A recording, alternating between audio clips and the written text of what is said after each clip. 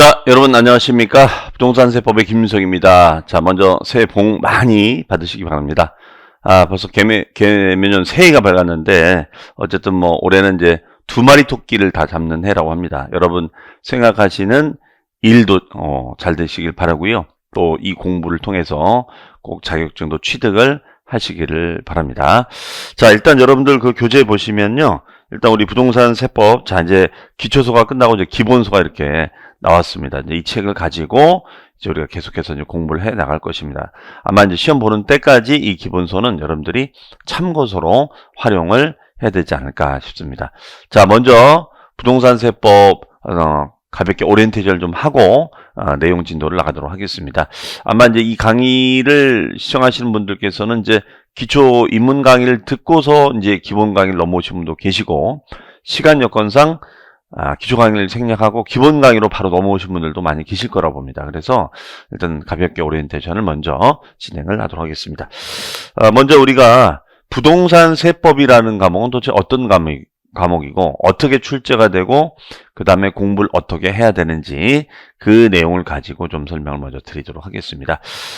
저는 지금 제 소개를 그에 앞서서 간단히 하면 지금 성남에 있는 신구대학교라고 세무회계학과에서 또 강의를 하고 있고요. 또 이렇게 공인중개사 교육을 하고 있는데 중개사 강의한 지 벌써 한 20여 년이 돼갑니다. 정말 세월이 정말 빨리 흘러가는데 그 가운데 많은 또 이제 합격생분들을 만나면서 많은 보람도 느꼈고, 또 올해도 그런 보람을 꼭 느껴서 합격한 이후에 또 여러분들이 이제 합격하고 나면은 또 실전에 가시면 실무 공부를 또 많이 하셔야 되거든요. 그래서 그 실무 강의도 제가 또 많이 하고 있기 때문에 그 실전에서 실무 강의 할 때도 반갑게 인사를 꼭 나누었으면 좋겠습니다. 자, 먼저 부동산 세법이라는 과목은 여기 내용 보시면요. 일단은 여기 과목이 나오죠. 자, 우리 기초 강의 때도 제가 말씀드렸는데 일단은 요 색깔이 이제 구분되어 있어요. 자, 이 녹색 색깔은 우리가 1차 과목이라고 합니다. 자, 1차 과목. 녹색 색깔은 1차 과목이다. 이렇게 얘기를 하고 있어요. 1차. 그래서 1차 과목이라고 우리가 보통 얘기하고 있고, 그 다음에 중개사법 공법하고 공시세법을 이제 우리가 2차 과목이다 이렇게 얘기를 하고 있습니다. 그러면 이제 여타 다른 시험 같은 경우에는 이제 1차 시험을 이제 합격을 하면은 바로 2차 시험을 보는 것이 아니라 좀 유예 기한을 둔 다음에 2차 시험을 봐요. 그런데 우리 시험은 이걸 동시에 하루에 볼 수 있다는 장점이 있습니다. 그래서 여러분 준비만 잘 해내신다면 1차와 2차를 동시에 공부를 할 수 있다는 그런 장점이 좀 있습니다. 자, 그 가운데에서 이제 내용 보시면 부동산 세법은 몇 차 과목입니까? 그렇죠? 2차 과목입니다. 2차 과목. 그래서 2차 과목으로 되어 있고요. 자, 다만 이제 좀 차이가 있다면 다른 과목들은 우리가 이제 40문항씩 출제가 됩니다. 그런데 세법하고 공시는 하나의 과목으로 이렇게 엮여가지고 공시는 24문항, 세법은 16문항이 됩니다. 그래서 토탈 40문항이 출제가 되고 있어요. 자, 그래서 장점은 뭐냐면 다른 과목은 그 과목을 만약에 뭐 어렵게 나와서 망쳤다. 그러면 이제 떨어지는 겁니다. 하지만 공시세법은 만약에 뭐 공시를 내가 못 봤다. 그래도 세법을 좀 잘 보시면 플러스 마이너스 효과로 인해서 점수를 득할 수가 있다는 점이에요. 그래서 서로 상호 보완 효과를 가질 수 있는 그런 장점이 있습니다. 그러다 보니까 요즘 최근 들어와서 만만한 게 공시세법인지 몰라도 공시세법을 좀 어렵게 출제를 의도적으로 좀 하는 경향이 좀 있어요. 그래서 우리 공시세법도 분량 자체는 민법, 학계론, 공법보다는 좀 작지만 난이도는 결코 낮지가 않다는 점. 그래서 우리가 충실하게 학습을 대신 하셔야지만이 어느 정도 득점을 하실 수가 있습니다. 이것만 믿고 공부했다가는 또 실패를 경험할 수가 있기 때문에요. 자, 그렇다면 이 부동산 세법은 그러면은 우리가 출제 빈도를 한번 볼게요. 출제 빈도를 보면은 여기 보시면은 우리 양도소득세, 자, 이거는 이제 우리가 매도인이 내는 세금이죠. 부동산을 파는 사람이 내는 세금이고, 그 다음에 취득세는 부동산을 사는 사람인 매수인이 내는 세금입니다. 그 다음에 이제 매수인이 이거를 일정 기간 임대 목적으로 가지고 있다가 보유세를 내고 있다가 이제 처분하게 되겠죠. 그러면 우리가 소유자가 됐을 때 내는 세금이 바로 재산세가 되겠는데요. 요 세 가지 세목을 합치면 대략 거의 80% 이상이 됩니다. 그러니까 요 양도소득세나 취득세, 재산세만 가지고도 이것만 잘 학습하셔도 거의 80% 이상이 우리가 내용 진도가 확보되기 때문에 여러분들이 특히 나중에 이제 자학자습 하실 때는 이 세 가지 세목을 집중적으로 공부를 해 두셔야겠습니다. 자, 관련해서 우리 부동산세법에 있어서 이제 이런 질문을 가끔씩 하시는 분이 계세요. 아니 교수님, 그런데 이렇게 많은 과목이 정말 우리 부동산 실전 투자를 한다거나 중개를 할 때 이렇게 많은 과목이 필요합니까? 라고 이제 묻는 분들이 계신데, 그만큼 실제로 이 과목이 필요합니다. 자, 그럼 제가 예를 하나 들어드릴게요. 자, 예를 하나 들어드리면 토지의 예를 하나 드릴게요. 토지 하나 예를 들겠습니다. 토지. 자, 우리가 여러분이 만약에 거꾸로 토지를 만약에 투자하신다. 아니면 내가 중개사무실 차려서 토지를 중개한다라고 가정을 해볼게요. 그래서 이 고객이 여러분을 찾아왔어요. 여러분이 중개업을 하신다고 가정하고, 그러면 고객갑이라고 가정한다면 고객갑이 이제 와서 물어보겠죠.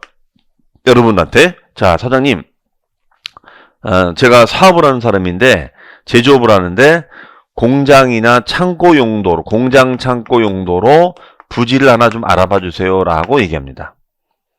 자, 그러면은 일단 여러분들이 이 의뢰를 받으면 일단 뭘 물어볼까요? 일단은 이 공장 창고를 지을 만한 면적이라든가 아니면은 지역이라든가 아니면은 즉 이 땅에다가 공장을 또는 창고를 지을 수 있는지 건축할 수 있는지 이거를 일단 매물장을 작성을 해야 된단 말이에요. 자, 이런 기본적인 조사를 해야 되고 그 지역을 고른다는 것은 입지를 우리가 선정을 해야 되는 겁니다. 입지를 선정해야 돼요. 그러면 그런 이런 입지적인 거에 대한 공부를 하는 과목이 있어요. 저 과목 중에서. 그러면 그 과목이 뭐냐? 바로 민법 다음에 나오는 부동산 학개론입니다. 학개론. 학개론 시간에 부동산 입지론이라는 걸 공부를 해요. 그 다음에 이 토지에 대해서 그러면 입지를 정해서 이 위치가 창고를 해서 예를 들어서 물류창고다. 그러면 계획관리구역이 될 텐데요. 그러한 용도지역의 계획관리구역, 공법적인 자 그런 계획관리구역을 얻어줘야 된단 말이에요. 자, 그러면은 일단은 이 지역을 이제 위치를 얘기해줬더니 너무 좋대요. 그 다음에 이제 물어보는 게 뭘까요? 그러면은 이 땅을 우리가 사야 되는 땅값이 얼마입니까? 10억이래요. 그러면 10억을 살 때 그냥 대출 하나도 안 끼고 그냥 현금 그대로 현금이 있어서 100% 현금으로 살 수 있으면 좋지만 보통은 그렇지가 않죠. 어떻게 하죠? 대출을 낍니다. 대출을 끼잖아요. 그러면 대출을 끼고 산단 말이에요. 따라서 이런 대출 업무에 대해서 즉 부동산 금융 업무에 대해서도 우리가 아주 디테일한 건 몰라도 기본적인 지식은 있어야 되거든요. 그러면 이 대출 상담을 할 수가 있어야 됩니다. 그러면 이 대출 상담과 연계성이 높은 주제가 뭘까요? 바로 요 부동산 학개론이다 이겁니다. 이해되시겠죠? 그래서 우리가 학개론 공부하는 거예요. 자, 그 다음에 그러면 이제 이것이 오케이 됐어요. 대출 나온대요. 그러면 이제 계약서를 써야겠죠? 자, 그러면은 매도인, 그 다음에 매수인 간의 권리관계를 설명해주고 계약을 체결해야 될 겁니다. 계약서를 써야 돼요. 계약서를 써야 됩니다. 자, 그러면 매도인과 매수인 간의 계약을 하는 거죠. 그러면 얘는 또 뭘 알아야 돼요? 계약법을 알아야죠. 계약법. 그러면 계약법은 무슨 법이에요? 얘는 민법이죠. 민법. 네, 민법을 아셔야 됩니다. 민법. 자, 민법을 알아야 됩니다. 그 다음에 이제 여기다가 공장 창고를 지을 수 있는지, 공장 창고를 지어도 되는지 이런 용도 지역을 또 분석해 봐야죠. 그러면은 즉 이런 인허가적인 것을 또 공부를 해야 돼요. 그러면 이런 인허가적인 것을 알려면은 우리가 뭘 알아야 되느냐? 부동산 공법을 또 우리가 알아야 됩니다. 이게 바로 공법이에요. 공법. 공법은 인허가와 관련된 것을 배우는 법이다라고 생각하시면 돼요. 자, 그 다음에 이제 당연히 여러분이 이제 중개하셨으니까 첫 계약서 쓰면 얼마나 재밌겠습니까? 정말 떨릴 거예요. 진짜 첫 계약서 쓸 때 제일 힘들다고 얘기하더라고요. 제일 이게 맞는 건지 안 맞는 건지. 자, 그러면은 당연히 중개사법에 의한 중개사의 권리 의무 관계가 있죠.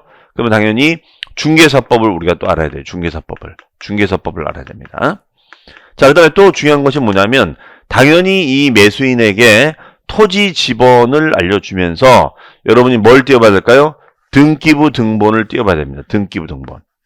토지에 대한 등기부 등본을 띄워봐야죠. 등기부 등본을 딱 띄워봐서 열람을 해봐야죠. 등기부 등본을 열람을 쫙 해봐야죠. 그러면 이 등기사항을 우리가 또 이제 공부하는 법이 있겠죠. 이게 바로 부동산 공시법이 되겠습니다. 부동산 공시법. 네, 이게 공시법이 돼요. 공시법. 자, 그 다음에 이제 우리가 마지막 엔딩이 뭘까요? 마지막 엔딩은 파는 사람, 사는 사람 세금 내야죠. 그러면 매도인은 무슨 세금 내야 돼요? 파는 거니까 저기 아까 가장 출제가 많이 되고 있는 양도소득세를 우리가 낼 수밖에 없겠죠. 맞죠? 그 다음에가 이제 매수인은 어떤 세금을 내야 돼요? 매수인은 취득을 한 거니까 취득세를 내야죠. 취득세. 그러면 이걸 공부하는 법이 뭐예요? 세법이죠. 세법. 자, 그러면 이 6과목을 다 우리가 배워야지만이 중개를 할 수가 있겠네요. 따라서 우리가 33회 지난해 33년 동안 이 과목이 바뀌지 않은 이유는 뭐냐면 실제 이 과목들을 아셔야지만이 중개를 할 수가 있고 또 실제 투자할 때도 도움이 되거든요. 그래서 이 공인중개사 배우는 과목은 시험도 시험이지만 정말 여러분들이 실제 부동산 투자할 때 이 정도 내용, 제 생각에 이 정도 한 반만 아셔도 실전 투자하실 때는 문제가 없거든요. 그러한 공부를, 귀한 공부를 하시는 거다라는 어떤 당위성을 가지고 공부를 하시면 더 동기부여가 되지 않을까라고 생각을 합니다. 자, 그리고 또 두 번째는 뭐냐면, 그럼 교수님, 정말 이 공인중개사를 따면 이게 활용 범위가 넓은 겁니까? 이게, 그 말씀도 좀 더 드리겠습니다. 뭔가 비전이 있어야지 더 열심히 하시겠죠? 그럼 제가 이거는 할 때마다 그런 얘기를 하는데, 강의할 때마다, 일단 공인중개사라는 이 자격증은 이름만 봐가지고는 그냥 아파트 중개, 빌라 중개, 오피스텔 중개, 토지 중개, 중개에 포커싱이 맞춰져 있어요. 그런데 여러분들이 중개사법의 강의를 들어보시면 중개사의 업무 영역은 굉장히 다양하고 넓게 돼 있습니다. 폭넓게 돼 있어요. 그러면 이제 차후에 이제 배우시겠지만 어떤 업무를 할 수 있냐? 일단 중개사는 일단은 중개도 할 수 있고 그 다음에가 컨설팅도 할 수 있습니다. 컨설팅도 할 수 있고 그 다음에 이제 부동산 불황기 때는 이제 경매 물건이 많이 나거든요. 그럼 경매로 물건이 너무 온단 말이에요. 그럼 경매로 낙찰을 받을 수가 있겠죠. 자, 그러면 경매 대리 업무를 할 수가 있어요. 경매 대리. 자, 그리고 나는 경매보다는 뭐 이런 중개보다는 나는 차라리 분양을 하겠다. 그래서 나중에 이제 이 자격증을 따시고 나서 현업을 하실 때 부동산도 다 좀 각자 좀 맞는 분야가 있으신 것 같더라고요. 어떤 분은 그냥 단순 중개가 맞고 어떤 분은 나는 중개보다는 실제 좀 투자도 좀 하고 돈 좀 벌면서 중개도 좀 하고 싶다. 그러면 경매 컨설팅도 하면서 중개 하시는 분도 계시고요. 그 다음에 이제 분양을 전문적으로 하시는 분도 계세요. 그래서 어느 쪽이 여러분 적성에 맞는지는 이제 이것저것 다 해보시는 게 좋아요. 나중에는요. 그럼 만약에 내가 지식산업센터 아시죠? 지식산업센터, 지산, 가산 디지털단지라든가 구로단지에 있는 지식산업센터가 있습니다. 그러면 그 지산에 대한 만약에 분양 업무를 내가 대행할 수 있느냐? 예, 분양 업무를 대행할 수가 있어요. 그래서 이렇게 많은 내용들을 우리가 대행을 할 수가 있습니다. 이렇게. 그래서 공인중개사는 생각보다 할 수 있는 업역이 일단 넓다는 점이고요.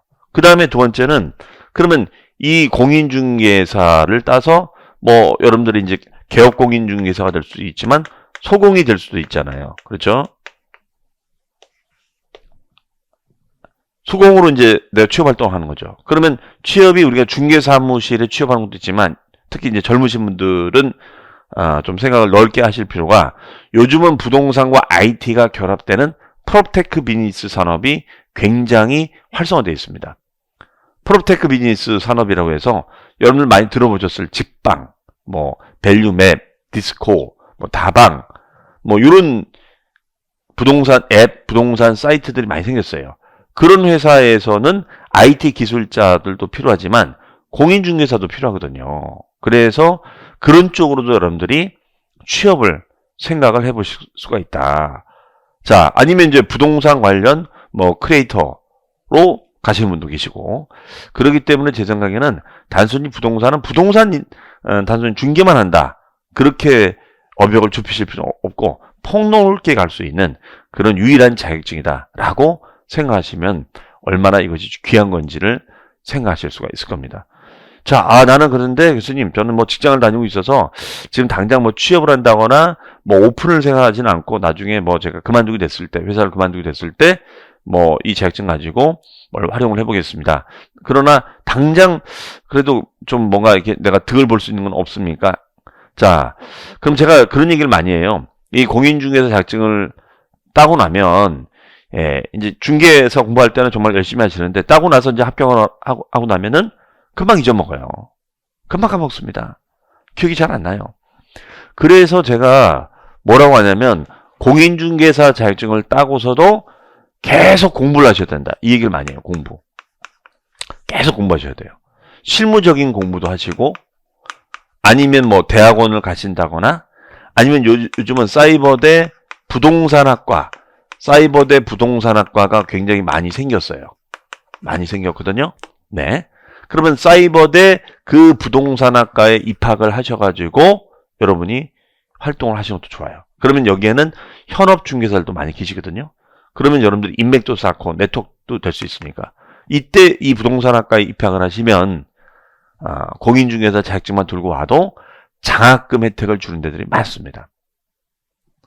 뭐 우리 서울 주요 대학들에 이런 것들이 많죠. 뭐 세종사이버대, 숭실사이버대, 뭐 고려사이버대, 한양사이버대 많이 생겼어요. 부동산학과들이. 이건 여러분들 검색을 해보시면 됩니다. 그래서 그쪽으로 가셔서 여러분들이 또 공부를 해보시는 것도 하나의 방법이 아닐까라고 생각을 합니다. 아니면 이제 실무적인 이제 공부를 하셔도 좋지요. 네. 자, 저는 이제 참고로 이제 RSA라는 부동산 실무 교육을 또 하고 있어요. 나중에 이제 합격하고 나서 이쪽 RSA 강의를 또 들으러 오셔도 좋고요. 자, 어쨌든 이렇게 활용 범위도 넓고 내가 어떤 공부할 때도 혜택을 볼 수 있는 자격증이니까 어떻게 하셔야 돼요? 반드시 따셔야겠죠. 어쨌든 올해는 여러분 이 자격증 취득과 또 각자 생각하시는 소망을 다 이루시기를 바랍니다. 자, 그렇다면 공부를 어떻게 해야 되느냐? 이제 학습 방법이 있겠죠? 자, 학습 방법을 봤더니 뭐 대단한 방법이 있는 줄 알았더니 뭐 대단한 방법은 아니네요. 하지만 여기에 있는 학습 방법을 잘 따라와 주시면은 충분히 여러분들이 좋은 결과를 낼 수가 있습니다. 그럼 여기서 제일 첫 번째 놓은 게 제가 용어학습을 이렇게 해놨어요. 용어학습. 제가 항상 강조하는 게 이 용어학습이에요. 이 용어학습을 좀 잘 하셔야 돼요.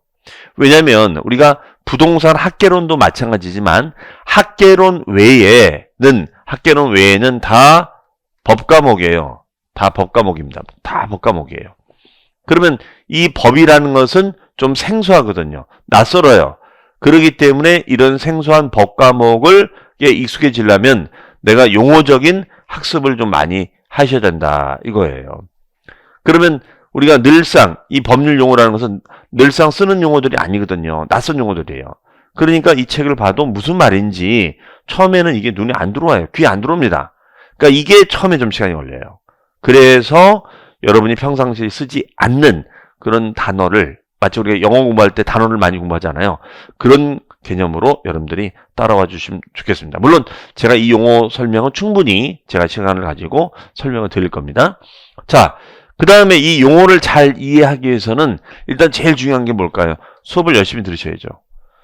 그래서 동영상 이제 강의 계획서를 잘 짜셔가지고 우리 6과목을 공부를 하다 보니까 강의 계획서를 잘 짜셔서 매일매일 조금씩 하시는 전략을 짜셔야 됩니다. 물론 이제 1, 2차를 다 하시는 분도 계시고 뭐 1차는 합격하셔서 2차만 보시는 분도 계실 거예요. 어쨌든 나름대로의 각자 시간표를 좀 짜셔가지고 하시는 게 좋겠다. 다만 시간이 없다고 해서 과목을 몰아서 보는 것은 좀 지양을 했으면 좋겠다. 왜냐하면 수업을 듣고 나면은 이게 시간이 지나면 들을 때는 아는 것 같은데 돌아왔으면 기억이 안 나거든요. 까먹어요. 왜 그런지는 여러분이 수업을 들어보시면 아십니다. 자, 그래서 수업을 듣고 나서는 복습을 꼭 하셔야 돼요. 복습. 제가 예습까지는 바라지도 않습니다. 수업을 듣고 나서는 반드시 복습을 하자. 왜? 까먹으니까. 그러면 복습이라는 건 뭐냐? 복습이라는 것은 연구하는 것이 아니에요. 얘는 연구하는 것이 아닙니다. 네, 복습이야. 그럼 복습은 뭐죠? 그 시간에 어떤 핵심적인 내용이 있었는지를 가볍게 살펴보는 게 복습입니다. 그리고 나서 이제 여러분들 1독이 되고 나서 이제 2독, 3독을 하셨을 때는 여러분들이 연구하는 마음으로 보셔도 돼요. 하지만 처음에는 가볍게 복습. 그래야지 이게 진도가 나가지는 거지. 안 그러면은 계속 앞에서 그냥 맴돌다 말아요. 그래서 여러분들이 자학자습이 어떻게 보면 시간적으로도 여유가 있을 것 같지만 이 자칫 잘못하면은 진도도 안 나가고 그냥 넘어가는 그런 형국이 될 수가 있어요. 그래서 그런 부분들 좀 여러분들이 작심삼일이 되지 않도록 이렇게 플랜을 잘 짜셔서 따라와 주셔야 됩니다. 아셨죠? 자, 그 다음에 이제 복습을 이제 하고 그 다음에 중요사항을 이제 어떻게 돼요? 이제 암기를 하시면 되죠. 암기. 그런데 우리가 이제 시험에 합격할 수 있는 비결은 여러 가지가 있는데 그 중에 가장 중요한 비결은 뭐냐? 바로 여기에 본 것처럼 반복학습입니다. 반복학습. 반복만이 살 길이에요.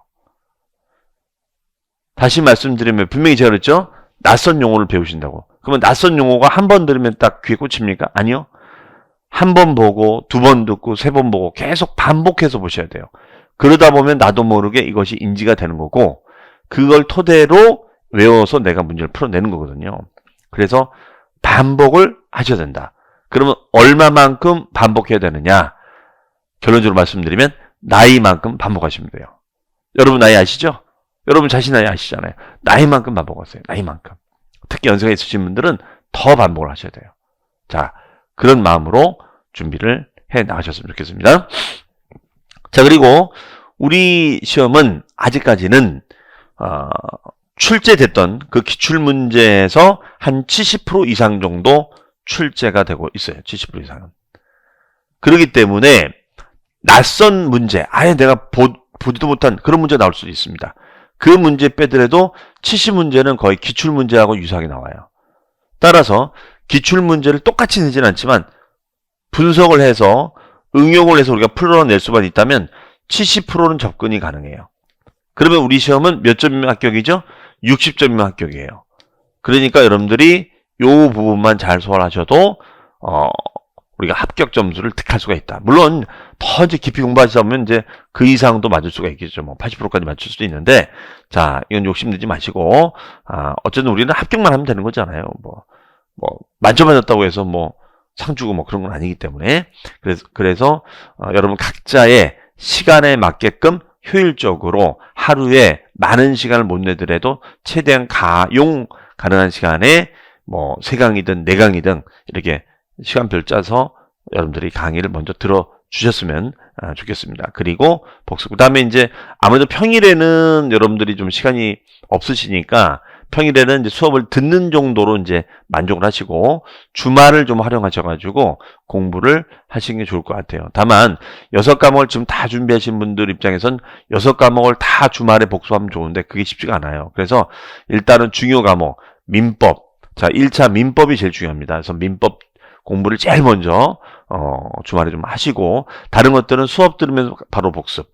네, 그 정도로 일단은 가셨으면 좋겠습니다. 그리고 이것이 이제 어느 정도 익숙해지면 이제 주말에 과목별을 돌아가면서 자, 뭐 이번 달에는 민법을 이제 집중적으로 했다면 다음 달에는 뭐 학개론, 그다음에 뭐 공법, 세법 이렇게 계획표를 짜셔가지고 주말에는 집중적으로 어떤 선택 과목을 갖다가 집중적으로 정리하는 그런 시간이 됐으면 좋겠습니다. 자, 그 다음에, 아무래도 여러분들이 이제 인강을 이제 보시다 보면은, 이제 물론 복습을 하지만, 돌아서면 기억이 안 나요. 까먹습니다. 그리고 그렇다고 제가 여러분을 이렇게 뭐 직접 대면하면서 여러분이 어떤 지금 공부 상태인지를 알면은, 뭐 과외하듯이 제가 이렇게 해드릴 수 있겠는데 지금 그럴 수는 없잖아요. 물론 여러분들 Q&A를 올리시긴 하겠지만 한계점이 있겠죠. 그래서 매일매일 제가 어떤 관리한다는 마음으로 저한테는 상당히 좀 번거로운 작업인데 여러분한테 자료를 올려드리고 있어요. 그래서 만든 밴드명이 펀펀세법2입니다. 펀펀세법2. 네, 펀펀세법2를 검색하시면 돼요. 2를 검색하시면 됩니다. 밴드에서. 자, 밴드에서. 그래서 요 밴드에다 매일매일 올려드리는 것이 저한테는 굉장히 좀 번거롭지만 어쨌든 여러분들 꼭 합격했으면 좋겠다는 마음으로 올려드리고 있거든요. 그래서 이걸 통해서 여러분들이 그냥 하루에 한 문제, 뭐 몇 문제 이렇게 제가 냅니다. 그러니까 이걸 통해서 복습도 좀 하시고 그냥 습관적으로 풀어보시는 거예요. 처음에는 잘 안 될 거예요. 그런데 자꾸 풀고 또 밴드에 들어와 있는 다른 공부하시는 분들도 막 푸는 모습을 보면 자극이 되거든요. 아, 저분 저렇게 열심히 하구나. 그렇죠? 또 그런 어떤 공부 노하우도 공유가 되면 좋을 것 같습니다. 자, 여기는 이제 B번이 5532번입니다. 5532번이니까 이걸 누르고 들어오시면은 되겠습니다. 그래서 밴드명을 이제 펀펀세법2로 한 이유가 뭐냐면 세법이 사실 재미는 없어요. 재미없고 머리 아프죠? 하지만 재미있게 우리가 공부를 해보자 라는 취지에서 펀펀세법2로 했으니까 잘 활용을 하시길 바랍니다. 자, 그러면 이번 시간에는 이제 가볍게 오리엔테이션을 좀 해드렸고요. 잠시 쉬었다가 그러면 이제 우리가 기본서에 나와 있는 조세의 개념, 조세 기초 이론부터 학습을 해보도록 하겠습니다. 자, 그럼 잠시 뒤에 여러분 교재, 교재 내용을 가지고 설명을 드리도록 하겠습니다. 잠시 뒤에 뵙겠습니다. 자, 여러분 안녕하십니까? 자, 그럼 이제 본격적으로 이제 진도를 나가보도록 하겠습니다. 자, 여기 이제 여러분들 교재, 일단 피시면요. 교재는 우리가 19페이지가 되겠죠. 자, 19페이지를 일단 펴보시면 되겠습니다. 19페이지. 자, 19페이지로 갑니다. 자, 먼저 나온 게 바로 조세의 개념이죠. 조세의 개념에 대해서 이제 살펴보도록 하겠습니다. 조세의 개념은 뭐 개념 가지고 뭐 시험에 디테일하게 낸 적은 없어요. 하지만 가장 기본적인 용어, 제가 용어가 중요하다라고 했었죠. 그런 용어를 학습하는 것이 포인트가 되기 때문에 이걸 좀 설명을 드리고 또 교재 중요한 포인트는 제가 체크를 해드리도록 하겠습니다. 자, 일단은 이쪽으로 보시면은 조세라는 게 뭐냐 한번 설명을 드려볼게요. 조세. 일단 조세라는 단어부터가 우리가 마음에 걸려요. 왜냐하면 조세라는 단어를 우리가 평상시에 쓰지 않는 그런 용어거든요. 그러면 조세라는 용어보다는 어떤 용어가 더 어울릴까요? 그렇죠? 바로 세금이라는 용어가 어울립니다. 세금. 네, 세금. 그렇죠? 그러면 세금은 우리가 누가 거둘까요? 예, 누가 거둘까요? 자, 네, 기초 강의 드신 분은 답변을 하실 수 있을 것 같고, 자, 처음 듣는 분들은 생각 좀 해보시죠. 자, 누가 거둘까요? 그렇습니다. 바로 국가가 주체가 돼서 거둘 수 있고요. 그 다음에 지방자치단체가 주체가 돼서 거둘 수가 있습니다. 그러면 국가가 거두면 이 세금을 뭐라고 할까요? 그렇죠. 국자가 붙었으니까 국세라고 하면 될 것이고, 그 다음에 지자체라고 했으니까 지방세라고 하면 되겠지요. 그래서 세금은 국세가 있고 그 다음에 지방세가 있다. 이렇게 정의를 하고 있습니다. 그래서 초창기 시험에서는 이 세금, 부동산 세금이 국세인지 지방세인지 이렇게 물어본 적이 있었어요. 그러면 국세는 이건 어디다가 납부를 하면 좋은 세금일까요? 그렇죠. 관할 세무서에다가 신고하고 납부하면 되는 세금이 되겠습니다. 그러면 지방세는 이제 어떻게 되느냐? 얘는 둘로 나눠져요. 즉 광역단체하고 그 다음에 기초단체로 나눠집니다. 그러면 광역단체는 어디를 말할까요? 자, 우리 광역단체장 선거 하잖아요. 기초단체장 선거. 물론 뭐 선거 때 누가 누군지 모르니까 막 찍습니다만, 그러면 광역단체라는 것은 특별시라든가 아니면 광역시라든가 도가 될 거예요. 그 다음에가 기초단체는 특광 밑에는 이제 뭐가 있느냐? 구가 있습니다. 구. 그 다음에 도 밑에는 시라든가 그 다음에 군이라는 것이 있습니다. 그래서 시군구에서 관리가 되는 세금이 있고 특광도에서 관리가 되는 세금이 있습니다. 이렇게 이원화되어 있어요. 그래서 이원화해서 뭐 시군구세가 되면 시군구에서 부과하고 시군구에서 이제 관리를 하는 그런 세목으로 되어 있다라고 보시면 되겠습니다. 그러면 이런 조세는 왜 거둘까? 자, 얘는 국가나 지자체의 재정 수입을 조달할 목적으로 세금을 걷습니다. 그럼 재정이라는 것은 국방 예산이라든가 치안 유지, 국방, 뭐 치안 유지 등등을 위해서 우리가 쓰는 거다라고 보시면 되겠습니다.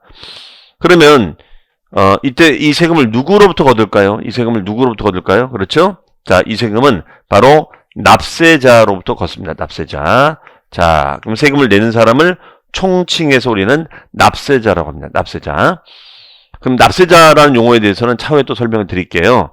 자, 그러면 이때 우리가 세금을 낼 때 우리가 어떻게 낼까? 자, 여기는 원칙이 있고 그 다음에 예외가 있어요. 자, 요걸 좀 알아두셔야 돼요. 원칙과 예외를 좀 알아두셔야 됩니다. 그러면 보통은 세금을 어떻게 낼까요? 보통은 우리가 이제 금전, 현금으로 내겠죠. 그런데 법령에는 금전으로 납부해라. 금전으로 납부해라. 이렇게 돼 있어요. 그럼 벌써 또 금전이라는 단어가 마음에 걸려. 이게 뭐냐 도대체. 그럼 금전이라는 용어는 가장 유사한 단어는 바로 현금 등의 납부를 말한다. 이렇게 정의를 하고 있습니다. 현금은 아시잖아요. 캐시. 그렇죠? 그러면 현금으로도 결제가 되고 여러분 카드 결제도 가능할까요? 카드? 네. 카드 결제도 가능합니다. 현금 결제도 가능하고 카드 결제도 가능해요. 그런데 현금 형태로 만약에 못 냈을 때는 땅이나 건물, 부동산으로 낼 수도 있습니다. 그러면 예외적으로는 얘는 물납이 가능해요. 물납. 예외적으로 얘는 물납이 가능합니다. 물납. 자, 그럼 이때 물이라는 것은 이런 물을 말하는 거죠. 이런 물납이 가능하다. 이렇게 얘기합니다. 그러면 대표적인 물납 재산은 뭐가 있을까요? 그렇습니다. 바로 부동산이 있겠죠. 부동산. 토지나 건물 등의 이런 부동산으로 우리가 납부를 할 수가 있습니다. 이것을 우리는 조세다라고 정의를 내리고 있어요. 자, 그러면은 이제 우리 교재를 통해서 한번 확인을 해볼게요. 그러면 조세라는 것은 우리가 제가 뭐라고 했었죠? 조세는 동일한 말이 세금이다. 조세는 세금이다. 네, 좀 글자가 너무 두껍죠? 좀 얇은 걸로 한번 보겠습니다. 자, 요즘은 이 다 전자칠판이 참 잘 돼 있어요. 그렇죠? 네. 자, 그러면 이제 우리 교재를 통해서 한번 확인해 보도록 하겠습니다. 자, 조세의 개념인데 이 개념이 25회 때 한번 출제가 됐었네요. 그러면 조세라는 것은 여러분들 제가 칠판에 설명드린 대로 조세란 말보다는 우리가 세금이라는 말, 그렇죠? 세금이라는 말을 많이 쓰죠. 세금. 자, 그럼 세금은 우리가 크게 국가가 걷기도 하고 지자체가 걷는다. 그래서 여기 보시면 이제 국가가 있고 지방자치단체가 있잖아요. 그러면 국가가 주체가 되면 뭐라고 했었죠? 우리가? 그렇습니다. 국세다. 이렇게 설명을 드렸고 지방자치단체라고 한다면 지방세라고 설명을 했었어요. 지방세. 그렇죠? 다만 이제 지방세는 우리가 광역단체인 특별시, 광역시, 도에서 관리가 되는 세금도 있고 기초단체인 시군구에서 관리가 되는 세금도 있다. 이렇게 설명을 드렸었습니다. 그 다음에 조세를 그럼 세금을 걷는 이유는 뭐냐? 자, 이거는 납세자인 국민 개개인이 할 수 없는 일을 국가가 대신해서 할 수가 있거든요. 국방 예산이라든가 치안, 교육 예산, 사회복지 이런 많은 막대한 예산을 충당하기 위해서 우리가 쓰는 겁니다. 그렇죠? 자, 그래서 이 부분에 대해서는 재정 수입을 조달할 목적으로 쓰는 것이다. 이렇게 얘기를 합니다. 재정 수입. 그럼 재정 수입이라는 것은 말 그대로 이제 국방 예산이라든가 국방이라든가 아니면 치안 유지, 네, 아니면 복지 예산 이런 많은 예산을 위해서 쓰기 위해서 하는 것이다라고 얘기를 하고 있습니다. 자, 그 다음에 보시면 이제 세 번째 보시면은 여기 조세는 직접적이고 개별적인 반대급부가 없이 부과한다. 예, 이거는 무슨 말이냐면 세금이라는 것은 기브앤테이크 관계가 아니라는 거예요. 즉 내가 세금을 100만 원 내면 뭐 국가에서 뭐 100에 해당하는 것만큼 주고 하는 이런 기브앤테크 관계가 아니다. 즉 일방적으로만 내가 납부만 하는 것을 말한다. 이렇게 보시면 되겠습니다. 그 다음에 자, 네 번째, 조세 세금은 법률에 당연히 규정이 되어 있을 거고요. 그 법률에는 과세 요건이 규정이 되어 있습니다. 그럼 과세 요건이라는 건 뭐냐면 첫 번째 납세문자. 납세문자라는 단어는 뭐냐면 누가 낼 건지를 말합니다. 그 다음에 과세 대상이 있는데 요거는요, 무엇에 대해서 과세할 것인가를 얘기하는 거예요. 무엇. 그 다음에 이제 세 번째는 뭐냐면 자, 얼마인데, 얼마 번 건데, 재산이 얼마인데, 이것을 과세 표준, 과세 기준 금액을 말합니다. 그리고 몇 프로 낼 건데, 이거를 세율이다라고 얘기하고 있습니다. 이런 네 가지 요건을 충족한 자를 아까 제가 뭐라고 설명했냐면, 납세자라고 설명드렸었습니다. 납세자. 세금을 납부하는 사람을 총칭해서 우리는 납세자, 이렇게 얘기한다는 것이죠. 자, 이해되시죠? 자, 그 다음에 이제, 그 다음 주제로 가보시면요. 자, 그 다음에는, 다섯 번째, 조세는 강제적으로 징수하는 것이다. 강제적으로 징수하는 것이다. 라고 되어 있습니다. 그렇죠. 징수라는 것은 뭐냐면, 세금을 거둔다 이 뜻이에요. 그렇죠. 세금을 거두는 겁니다. 그 다음에 6번인데, 여기다 별표시 하나 해놓을까요? 자, 조세인 세금은 금전적 급부가 원칙이다. 자, 말이 어려워집니다. 자, 요거 제가 설명했었죠. 칠판에서. 금전하고 가장 유사한 단어가 뭐예요? 현금 등. 그렇죠? 현금으로도 결제가 되고 요즘은 뭐 국세든 지방세 등 카드 결제됩니다. 그러면 관할 세무서에 가보면 거기도 카드 수납기가 다 있어요. 자, 모르시면 민원실 가서 다 물어보시면 됩니다. 그래서 금전이라는 것은 현금 등의 납부를 말한다. 이렇게 돼 있습니다. 현금 등의 납부를 말한다. 라고 돼 있어요. 그런데 현금 형태로 내야 되는데 도저히 현금 형태로 못 내면 예외적으로 물납을 우리가 허용할 수가 있습니다. 예외적으로 물납을 허용할 수가 있어요. 그러면 물납이라는 것은 우리가 땅이나 건물 등으로 우리가 납부할 수가 있다. 이런 얘기 되겠죠. 자, 다만 현행세법에서는 지방세 중에서 재산세와 국세 중에 상속세의 물납을 허용하고 있다. 요 문장이 있는데 요거 기억하셔야 됩니다. 다만 우리가 국세인 상속세는 시험 범위에 해당하지 않으니까 뭐 출제될 확률은 떨어지고요. 요거는 반드시 기억하셔야 돼요. 우리 시험 범위에 들어가는 뭐 취득세부터 양도세까지 그 많은 세목 중에서 유일하게 물납이 가능한 것은 재산세밖에 없습니다. 그래서 요 재산세는 반드시 기억을 해 주셔야 돼요. 자, 그다음에 핵심 코콕. 자, 요 물납과 분할납부가 있는데 요 부분에다 별 표시해 놓으시고요. 자, 물납 분할납부도 우리 시험에 자주 출제가 될 수 있는 지문 중에 하나예요. 용어입니다. 자, 그러면은 여기다도 이제 코멘트가 있죠. 물납과 분할납부가 허용되는 세목을 숙지해야 된다라고 되어 있습니다. 자, 그러면 이때 물납이라는 것은 말씀드린 대로 현금 형태로 못 내는데 우리가 땅이나 건물 형태로 내는 것을 우리가 물납이다 이렇게 얘기했었습니다. 자, 그러면 이때 물납은 재산세가 있고, 그러면 재산세 물납은 어떻게 됐느냐? 자, 얘는 우리가 재산세가 대표적인 물납이 됩니다. 그래서 얘는 재에다 동그라미, 물에다 동그라미. 그 뭐가 돼요? 재물이 되죠. 재물. 재산세는 물납. 이렇게 암기해 두시면 되겠습니다. 그 다음에 이제 두 번째 분할납부가 있습니다. 분할납부는 말 그대로 세금이 많으니까 나누어서 낼 수 있도록 돼 있어요. 그래서 상황에 따라 분할납부도 가능하고 상황에 따라 물납도 가능하게끔 이거를 해놨어요. 자, 그러면 이걸 이제 정리를 해놨는데, 자, 한번 보겠습니다. 여기 보시면은 물납하고 이제 분할납부가 나와 있죠. 자, 여기다도 이제 별 표시해 놓습니다. 그러면은 지방세 중에는 요 기억하자고 그랬습니다. 재산세는 물납이 된다. 재물 외우자 그랬어요. 자, 여기다 메모합니다. 그러면 이때 물납할 때 재산세는 기준 금액이 있어요. 다시 말하면 무조건 물납하는 것이 아니라 얘는 납부할 세액이 1,000만 원을 초과하는 경우에 납부할 세액이 1,000만 원을 초과하는 경우에 물납이 가능합니다. 1,000만 원 초과하는 거 기억해 두시고요. 그 다음에 물납은 그러면 뭘로 할 수 있느냐? 예, 얘는 물납을 관할 구역 내에 있는 부동산으로 물납을 할 수가 있습니다. 이것까지 암기를 해 두셔야 돼요. 관할 구역 내 부동산입니다. 그러면 이 얘기는 관할이 아닌 것은 안 받겠다 이런 얘기예요. 이거 뭐냐면 우리가 만약에 여기가 종로구다. 그럼 종로구에서 자기네가 관할하는 부동산을 다 관리하고 세금도 받고 있는데 타구에서 야, 이거 세금 받아야 되는 거니까 이 부동산 내놔. 이런 얘기거든요. 그럼 종로구에서 가만히 있겠어요? 썸나지?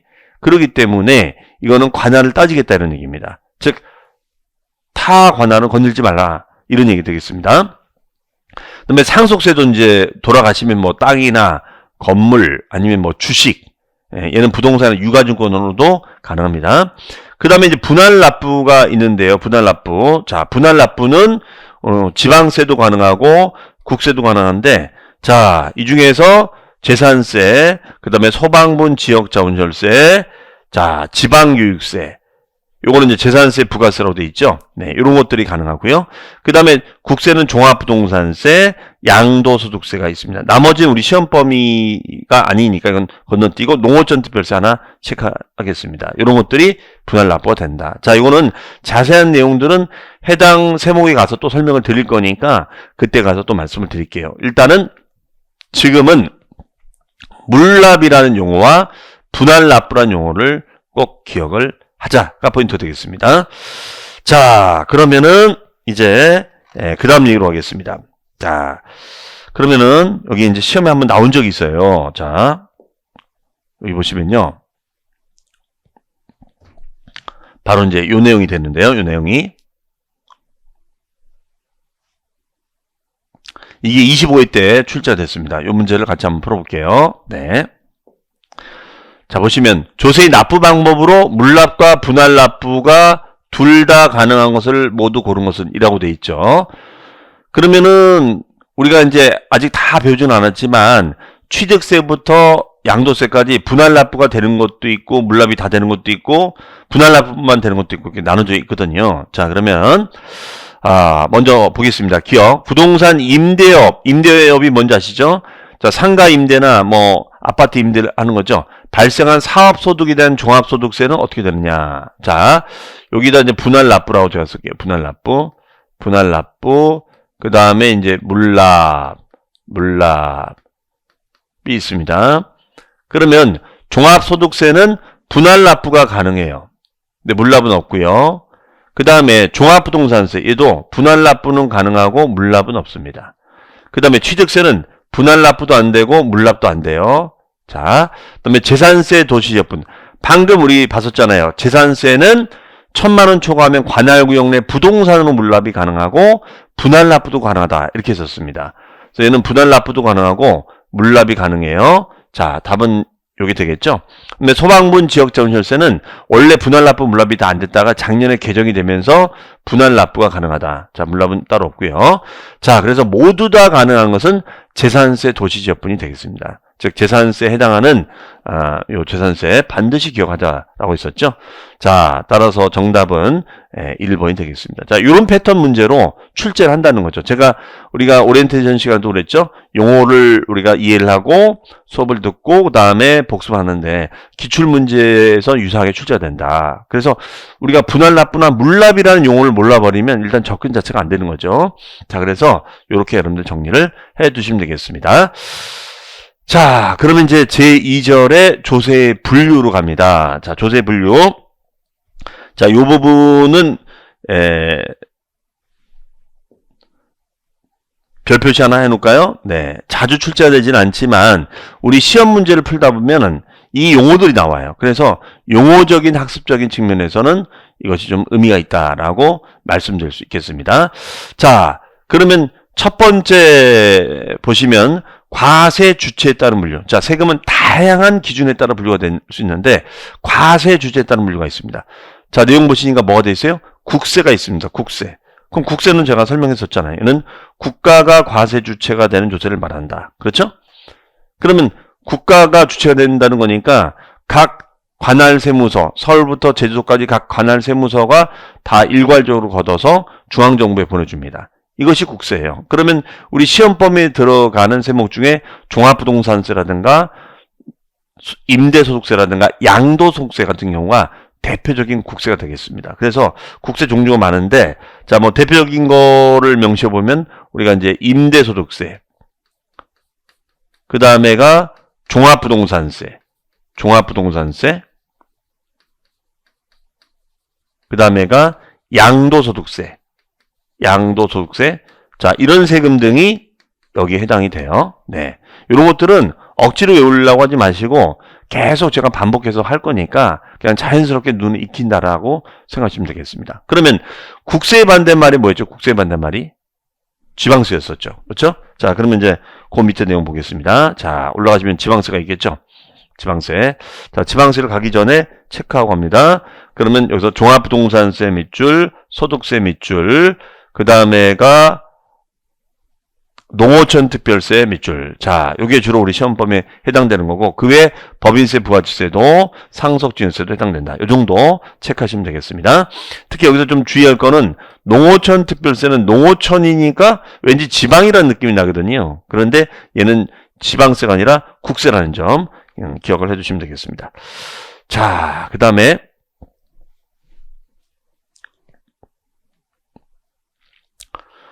자, 그 다음에 이제 여기 보시면 이제 지방세가 있습니다. 지방세. 자, 여기는 표는 차후에 말씀을 드리고요. 자, 지방세를 보도록 하겠습니다. 지방세. 그럼 지방세는 여기 이제 올라가 보시면은 어떻게 돼 있어요? 말씀드린 대로 이렇게 돼 있죠? 지방세는 광역단체에서 관리가 되는 세금이 있고, 그 다음에 기초단체에서 관리가 되는 세금이 있다. 이렇게 설명을 드렸었죠, 제가. 그러면 여기서 보시면 특별시, 광역시, 도. 요게 이제 광역단체가 되는 거죠. 광역단체. 그 다음에가 그 특별시, 광역시 밑에는 특광시, 구세가 있습니다. 그러면은 보통은 특별시, 광역시에서 관리가 되는데 특이한 것들 위주로 체크하시면 되겠어요. 등록면허세라든가 재산세는 구세라는 점 체크해 두시고요. 그 다음에 대부분 도세 아니면 시군세인데, 자, 도세인데 시군세, 자, 재산세는 시군세다, 지방소득세는 시군세다. 예, 요거 하나 체크하십니다. 주민세도 시군세다. 시군에서 관리가 된다. 특히 재산세는 그러면 시군에서 관리가 되고 구에서도 관리가 되죠. 그럼 얘는 뭐가 돼요? 시군구세가 됩니다. 자, 이거 다 외울 수는 없잖아요. 그러니까 특이한 것만 외워놓으시면 되겠어요. 재산세는 시군구세가 된다. 그 다음에 등록면허세. 여기 한번 시험에 나온 적이 있었는데요. 등록면허세는 도세에 해당이 되고 특별시, 광역시세가 아니라 구에서 관리가 됩니다. 그래서 등록면허세는 도구세에 해당이 됩니다. 도구세. 등록면허세가 도구세냐, 요게 한번 시험에 나온 적이 있었어요. 자, 요거는 체크를 해 두시고요. 그 다음에 이제 특별자치시, 자치도가 있는데, 특별자치시는 어디를 말하겠어요? 세종시라든가, 자치도는 우리가 제주도를 말하겠죠. 이런 데 같은 경우에는 우리가 이제 뭐 제주도라고 해봤자 뭐 섬이잖아요. 그러니까 제주도에서 모든 걸 다 관리를 하겠다라고 보시면 되겠습니다. 자,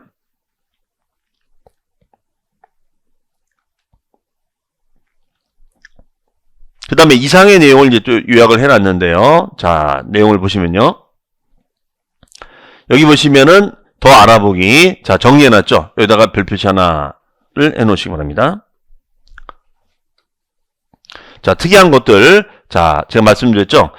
특별시, 광역시 도세가 대부분, 취득세부터 지방소비세 등까지 대부분 특광 도세가 되는데, 등록면허세는 도구세다. 밑줄 쳐놓으시고, 그 다음에 재산세는 시군구세다.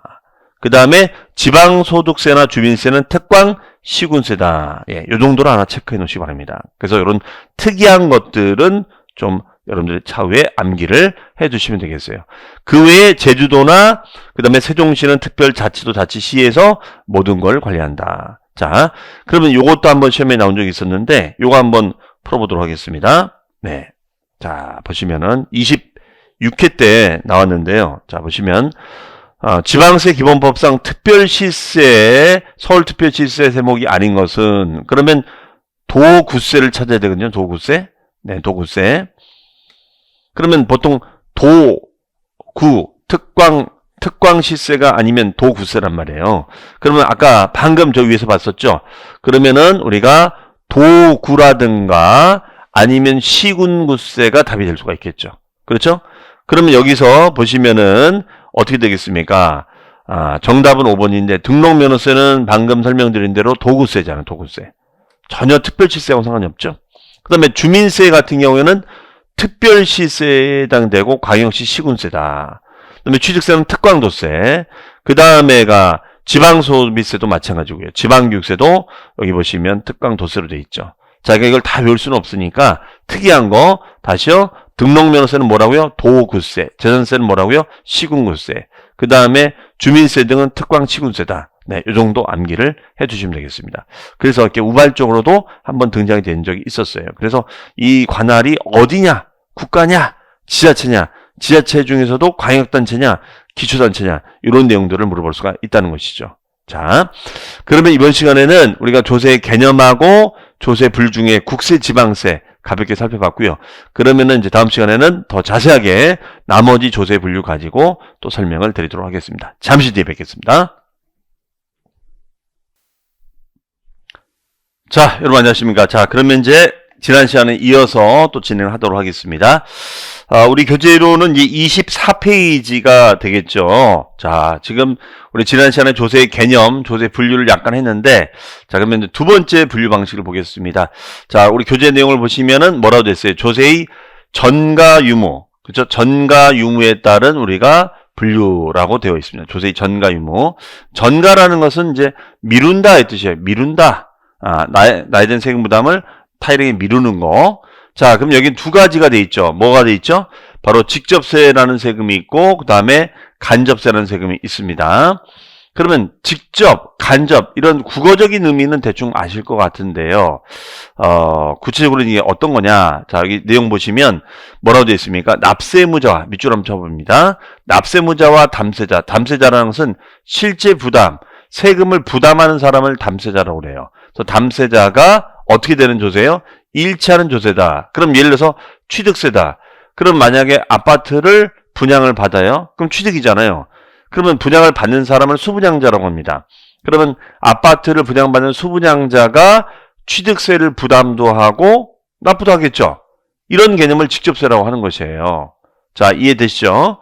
그러면 이 직접세하고 반대가 되는 개념이 바로 뭐냐면 간접세다. 그럼 간접세는 보니까 납세무자와 담세자가 일치한다, 일치하지 않는다. 일치하지 않는 조세. 즉, 이것 때문에 이제 직접세, 간접세를 만든 거예요.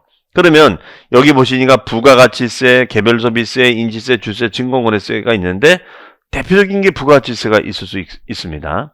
그러면 뭐 이런 걸 한번 제가 예를 들어볼게요. 자, 이런 거죠. 우리 부가가치세, 여러분들 부가가치세 익숙하시죠? 부가가치세는 몇 프로죠? 보통 우리가 VAT라고 하는데 몇 프로죠? 10%입니다. 그러면 우리가 보통 마트나 백화점 가면은 물건을 사잖아요. 그렇죠? 그러면은 예를 들어서 뭐 이마트 같은 데 가서 만약에 물건을 사신다. 소비자가. 아니면 뭐 어디 뭐 백화점 가서 물건을 사신다. 현대백화점 뭐 신세계 등등등. 그러면은 이 물건 값에 부가세가 들어가 있죠. 10%가 있습니다. 그러면 이런 물건이 있다면 여러분이 이런 10%를 부담을 하면 여러분이 부담도 하시고 그 다음에 세무서 가서 선물 들고 가가지고 세무서 가서 신고도 하고 납부도 할까요? 그렇지는 않죠. 그럼 물건을 사러 갈 때마다 장 보러 갈 때마다 내가 부담도 하고 내가 다 납부도 해야 된다면 얼마나 불편해요. 그렇죠. 그렇기 때문에 이런 부담을 덜어주기 위해서 그냥 소비자인 당신은 그냥 세금만 그냥 부담을 하세요. 납부는 사업주한테 밀어주세요. 그래서 우리가 이 간접세 같은 경우에는 어떻게 돼 있냐면 납세무자는 사업주가 되고요. 사업주가 되고 그 다음에 담세자는 누가 되는 거냐면 소비자가 됩니다. 소비자. 즉 소비자는 부담만 하고 그 부담한 세금을 사업주가 대신 납부를 한다. 라고 해서 우리가 간접세라고 지칭하고 있는 것입니다. 이해되시나요? 자, 그렇지 않고 내가 부담도 하고 내가 직접 납부도 하고 신고도 하면 이것을 우리는 직접세 이렇게 얘기를 한다는 것이죠. 그래서 우리가 직접세가 있고 그 다음에 이제 간접세가 있다 이렇게 얘기합니다. 그래서 간접세는 주로 소비지향적인 세금들이 주로 이에 해당이 된다라고 얘기를 하고 있습니다. 그 다음에 세 번째, 요게 과거에 한번 출제가 된 적이 있었는데요. 별 표시 하나 하겠습니다. 자, 세 번째는 조세의 사용 목적 특정 여부에 따른 분류인데, 즉 사용 목적이라는 것은 뭐냐면 세금을 거뒀을 때 사용에 제한이 있느냐, 아니면 사용에 제한 없이 두루두루 쓸 수 있느냐, 이렇게 나눌 수 있다는 거예요. 자, 그러면은 좀 올려서 보겠습니다. 자, 뭐가 돼 있죠? 보니까 보통세가 있고 그 다음에 목적세가 있습니다. 그러면 보통세와 목적세가 있습니다. 그럼 보통세라는 것은 여기 교재에 나온 것처럼 뭐냐면 세금을 거두었을 때 사용에 제한 없이 두루두루 쓸 수 있는 세금을 보통세라고 합니다. 그러면은 세금을 거두면 이 세금을 가지고 뭐 복지 예산도 쓰고 치안 유지 등 여러 가지 예산을 쓸 수 있는 거예요. 그럼 만약에 여기가 종로구청이면 종로구청에서 보통세를 거두면 뭐 종로가 할 일이 많죠. 뭐 도로 정비도 해야 되고 공중 화장실 개선도 해야 되고 쓸 데가 많습니다. 이런 다양한 예산에 편성해서 쓸 수 있는 것을 보통세라고 하는 거예요. 반면에 보통세의 반대말인 목적세는 오로지 그 목적을 위해서만 쓸 수 있는 개념을 목적세라고 정의를 내리고 있습니다. 자, 그러면 보통세라는 것은 어떻게 되어 있냐면 얘는 사용 목적이 특정되어 있지 않다라고 되어 있어요. 그래서 취득세, 등록 면허세부터 대부분의 조세는 세금을 거두면 두루두루 쓸 수 있는 것을 보통세라고 얘기합니다. 반면에 목적세는 사용 목적이 세금의 사용 용도가 특정되어 있다 이거죠. 특정되어 있습니다. 그러면 얘는 특징이 뭐냐면 이름만 봐도 목적이 보여요. 이름만 봐도 얘는 목적이 뭔지가 딱 보입니다. 자, 그럼 보시면 자, 교육세, 교통, 에너지, 환경세, 농어촌 특별세 목적이 보입니까? 안 보입니까? 보이죠? 교육세, 교육재정 확보, 교육 예산에만 쓰겠다는 거죠. 그 다음에 교통, 에너지, 환경세, 교통, 에너지, 환경. 요즘 뭐 전기차, 수소차 많이 다니잖아요. 그런 환경을 우리가 저해하는 차들은 규제를 하고 그렇지 않은 차들은 우리가 뭐 보조금 혜택을 주는 거죠. 그런 걸 생각하시면 되겠어요. 그래서 이거는 이제 암기를 해주십니다. 얘는 교동그라미, 농동그라미. 그럼 뭐가 돼요? 교교농이 되죠. 그다음에 지방세는 뭐가 있어요? 지역자원혈세. 자, 지역자원혈세는 그 해당 지역의 자원, 해저 자원이나 시설을 활용해서 우리가 이득을 얻게 되면 오로지 그 지역을 위해서만 쓰겠다는 거예요. 예를 들어서 우리가 춘천 같은 데는 이제 소양강 댐이다, 무슨 댐이 많잖아요. 춘천댐이다. 그러면 그 댐에서 뭐가 흐르냐면 이제 물이 흐르면서 전기가 생산되죠. 수력 발전. 그러면 그 전기를 한전에서 갖다가 끌었을 때 이제 전기를 쓴단 말이에요. 그러면은 이때 세금을 매기겠다는 거예요. 이득을 얻고 있으니까. 그러면 오로지 이거는 강원도 발전을 위해서만 쓰겠다라는 개념을 지역자원시설세라고 정의를 하고 있습니다. 그 다음에가 이제 지방교육세가 있어요. 지방교육세는 그 지방교육을 위해서만 쓰겠다는 거예요. 그래서 얘는 지지가 되는 거죠. 자, 더 알아보기가 있는데요.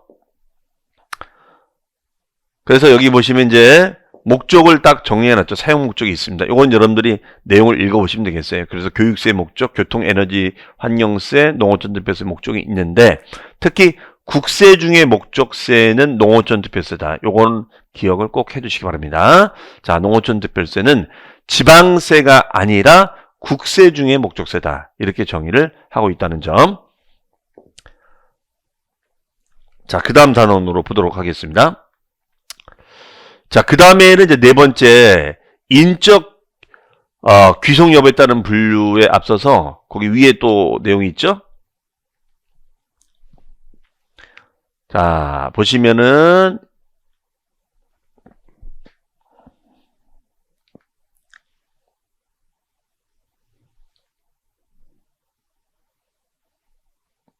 지방세 중에 이제 목적세가 있습니다. 지방세 중에 목적세. 그렇죠? 자, 이 목적도 읽어보시고요. 다만 여기서 더 추가적인 설명을 드릴 거는 바로 요겁니다. 지역자원시설세는 이제 소방분, 특정 자원분, 특정 시설분이 있어요. 네. 자, 특히 이제 소방분 지역자원시설세가 좀 중요한데요. 이거는 이제 뭐냐면 그 지역의 소방시설, 어떤 화재가 일어났을 때 그 소방시설을 활용을 해서 어떤 이득을 얻고 있었을 때는 그 지역을 위해서만 쓰겠다는 거예요. 그럼 보통 이런 상업용 건물 같은 경우, 빌딩이라든가 오피스 같은 이런 건물 같은 경우에는 이제 오물 처리도 해야 되고 소방시설이 다 돼 있죠. 그럼 화재가 일어나면은 소화전 여러분들 기억하십니까? 그 소화전 같은 거 끌어다가 이제 소방서에서 물을 퍼올려서 불을 꺼줍니다. 이런 게 다 소방시설이거든요. 네. 그래서 오로지 그 지역을 위해서만 쓰겠다라고 정의를 하고 있습니다. 자, 지방교육서는 아시겠죠? 그 다음에 네 번째가 뭐냐면 과세 객체. 이때 객체라는 것은 다른 말로는 과세 대상이랍니다. 과세 대상물의 인적 귀속 여부에 따른 분류가 있는데 여기는 이제 인세가 있습니다. 인세. 그러면 인세라는 것은 뭐라고 정의되어 있습니까? 자, 인적 사항을 고려하여 과세하는 조세를 말한다. 즉 부양가족의 인적 사항을 고려해서 부과하는 세금, 이것을 우리가 인세랍니다. 그래서 가만히 보니까 종합부동산세, 양도소득세, 자 재산세, 토지분을 빼놓고는 얘네들은 뭐냐, 국세입니다. 그래서 인세는 여기다 메모합니다. 주로 국세, 주로 국세, 이렇게 메모하시면 좋을 것 같아요. 주로 국세는 인세적 성격을 가지고 있어요. 그러면 인적 사항을 따져야 되는 거니까 은근 복잡할까요? 복잡하지 않을까요? 복잡해요. 인적 사항을 따지는 거니까. 자, 그러면 인세 설명을 좀 드리도록 할게요. 자, 인세가 뭐 하는 거냐면 이런 거예요. 인세는 인적 사항을 따져서 부과하는 세금이다 라고 우리가 얘기를 했죠. 이게 인세인데요. 그러면 여기에 이제 직장인 우리가 A가 있고 직장인 B가 있습니다. 그 다음에 이제 부양 가족을 딱 봤더니 그 부양 가족이 직장인 A는 한 명이 되고 직장인 B는 두 명이 되는 거예요. 근데 연봉은 둘 다 3천만 원이야. 3천만 원. 3천만 원. 그러면 연봉이 동일하게 3천만 원이니까 그러면 세금 부담도 똑같이 내지 않겠는가라고 생각할 수 있는데 아마 벌써 여러분들은 이 문장을 보는 순간 그렇지 않을 거라고 생각하실 겁니다. 그렇죠? 그럼 느낌상 여기는 직장인 A가 있고 직장인 B가 있다면 누가 더 세금을 많이 내릴까요? A일까요? B일까요? 그렇죠. A가 더 많이 내야겠죠. 바로 여러분들은 벌써 여기에 눈길이 가시는 겁니다. 즉 직장인 B 같은 경우에는 동일하게 3천을 받더라도 어때요? 부양가족이 2명이에요. 그러면 2명을 위해서 쓰는 돈들 있잖아요. 뭐 등록금, 뭐 만약 학교를 다닌다면 등록금도 대줘야 되고, 그 다음에 뭐 병원도 보내줘야 되고, 보험도 요도 내줘야 되고, 이런 부양비가 많이 들어가죠. 그런데 여기는 한 명의 부양비만 들어가는 거니까 아무래도 총 수입은 동일할지 몰라도 부양비를 빼고 난 순수입을 따진다면 당연히 B보다는 누가 더 많겠어요? A가 더 많겠죠. 그러니까 세금의 차등이 좀 있어야 되지 않겠는가. 세금의 차등이 좀 있어야 되지 않겠는가. 이런 얘기예요. 그래서 이런 것을 따져서 과세하는 개념을 뭐라고 한다? 인세라고 얘기를 합니다. 그런데 이것이 종합부동산세나 양도소득세처럼 주로 국세가 이런 성격이 많이 있다는 것이고 특이한 것 중에는 지방세 중에는 여기 나온 것처럼 재산세, 토지분, 재산세, 토지분이 이에 해당이 된다. 얘는 지방세인데도 불구하고 하고요. 그러니까 토지분 재산세는 좀 복잡한 구조로 돼 있어요. 이건 차후에 재산세 편에 가서 또 설명을 드릴 겁니다. 자, 그러면 인적 사항을 고려하는 세금이니까 인세라고 합니다. 그러면 인적 사항을 고려하지 아니하고 부과하는 세금을 뭐라고 할까요? 보니까 뭐라고 돼 있어요? 물세라고 돼 있죠. 물세. 인세 반대말은 물세다. 자, 여기다가 써놓습니다. 주로 지방세. 주로 지방세. 주로 지방세라고 쓰시면 되겠어요. 주로 지방세다. 이렇게 보시면 되겠습니다. 자, 그러면 이제 우리 물세에 대해서 한번 알아보도록 하겠습니다. 네. 아유, 또 왜 갑자기 나와? 이게 왜?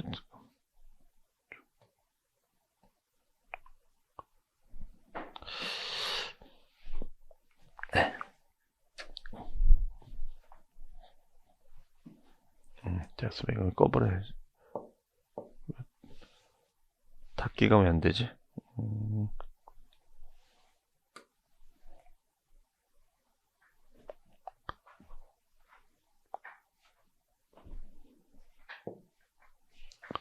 요거 닫기죠. 이게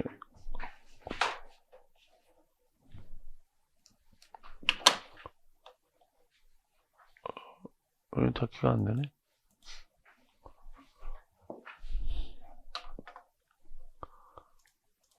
이게 민감하더라고요. 됐네. 예. 이거 뺐으니까. 이게 다시 또 이걸 바뀌네.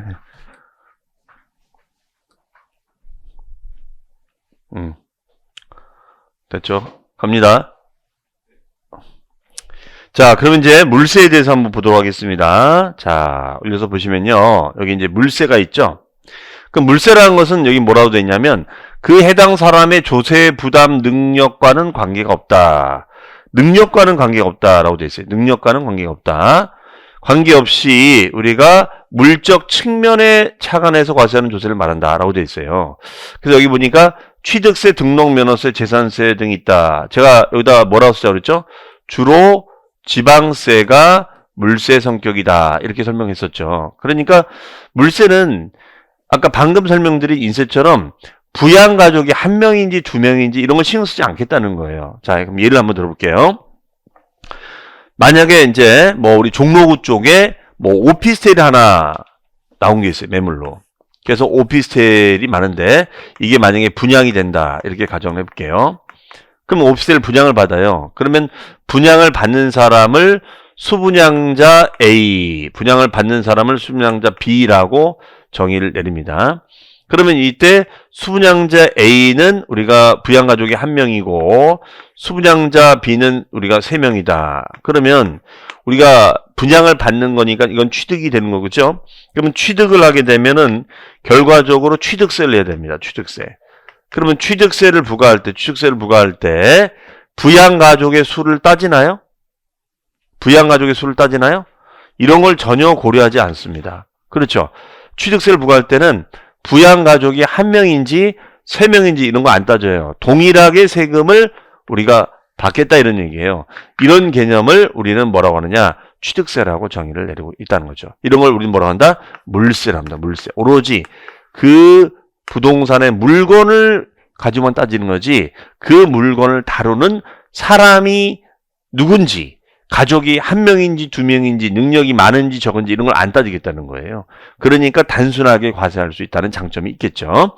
자, 그래서 결론은 뭐다? 주로 국세는 뭐다? 인세다. 주로 지방세는 뭐다? 물세다. 요것만 기억을 해두시면 되겠습니다. 자, 그 다음에 과세표준에 따른 분류가 있습니다. 자, 여기다 별표시 하나 해놓으시고요. 과세표준이라는 건 뭐냐? 얘는 세법에 의하여 직접적으로 세액 산출에 기초가 되는 과세물건의 가액 또는 수량을 말한다 라고 되어 있죠. 즉 세금을 부과할 수 있는 기준금액, 기본이 되는 금액을 우리는 과세표준이라고 해요. 그래서 과세표준 형태가 어떻게 표현되어 있냐에 따라서 세금의 과세 방식이 달라지는 것을 말합니다. 자, 그럼 여기 이제 그림이 있죠. 자, 그림을 한번 보겠습니다. 자, 여기 보시면은 과세표준은 이렇게 생각하시면 돼요. 자, 내가 만약에 뭐 임대업을 한다. 그래서 분양받은 오피스텔을 임대를 줘요. 그럼 임대료가 들어오죠. 그러면 임대 수입에서 거기에 발생되는 또 비용이 있을 수 있죠. 뭐 수선을 한다거나 등등등. 그러면 그 비용을 다 제하고 남은 금액이 있죠. 순수하게 남은 금액이 있죠. 그러면 순수하게 남은 금액을 우리는 과세표준이라고 정의를 내리고 있습니다. 과세표준. 자, 그러면 이거를 다른 말로는 이제 과세기준 이렇게 생각하시면 돼요. 그런데 이 과세표준이 금액으로 표시가 되면 이걸 종가세랍니다. 그래서 종가세라는 것은 가액을 쫓아서 가액을 기준으로 부과하는 세금 이렇게 정의를 하고 있고요. 그 다음에가 수량이나 면적을 쫓아서 부과하는 세금을 종량세라고 그래요. 그러면 보통은 이런 종가세 방식이 많을까요? 종량세 방식이 많을까요? 보통은 종가세 방식이 많아요. 즉 얼마 벌어서 몇 프로 낼 건데 보통은 이렇게 계산하겠죠. 얼마 벌어서 곱하기 몇 프로 낼 건데 이런 방식이 대부분이에요. 그래서 대부분의 방식은 산출세액은 이런 방식을 통해서 갑니다. 얼마 벌어서 곱하기 몇 프로 정률세로 되어 있습니다. 그러면 예를 들어서 만약에 뭐 1억 원에 대해서 10% 그러면 1,000만 원의 세금이 나오겠죠. 이런 것을 우리는 정률세율이다. 종가세다. 이렇게 얘기합니다. 그 다음에 이제 종량세로 가는 것도 있는데요. 요거는 이제 뭐냐면 이런 거예요. 예를 들어서 자, 말소등기라는 개념이 있어요. 말소등기. 말소등기라는 것은 권리를 없애는 것을 말합니다. 이것을 말소등기라고 그래요. 그러면 자, 은행이 있습니다. 은행이 갑으로부터 갑이 은행으로부터 대출을 일으킵니다. 자, 그리고 갑은 은행한테 담보를 우리가 제공해 주는 거 담보. 부동산 담보를 제공해 줍니다. 그렇죠? 그러면 담보를 제공해 주면 그 담보 제공에 대해서 어떻게 되느냐? 얘는 근저당을 잡혀요. 근저당. 근저당 설정이라는 걸 합니다. 근저당 설정이라는 걸 해요. 근저당 설정을 합니다. 자, 그래서 은행으로부터 대출을 받으면 담보를 우리가 제공해 줍니다. 그래서 근저당 설정을 해요. 그러면 근저당 설정을 해서 채권자 주의를 확보하는 것이죠. 근데 만약에 요 갑이라는 사람이 대출금을 만약에 변제를 합니다. 대출금을 변제를 해요. 그럼 변제를 하면 어떻게 되느냐? 자, 이 설정된 권리를 없앱니다. 지워버려요. 이것을 우리가 말소라고 하죠, 말소. 즉, 주어진 설정된 권리를 없애는 걸 말소라고 합니다.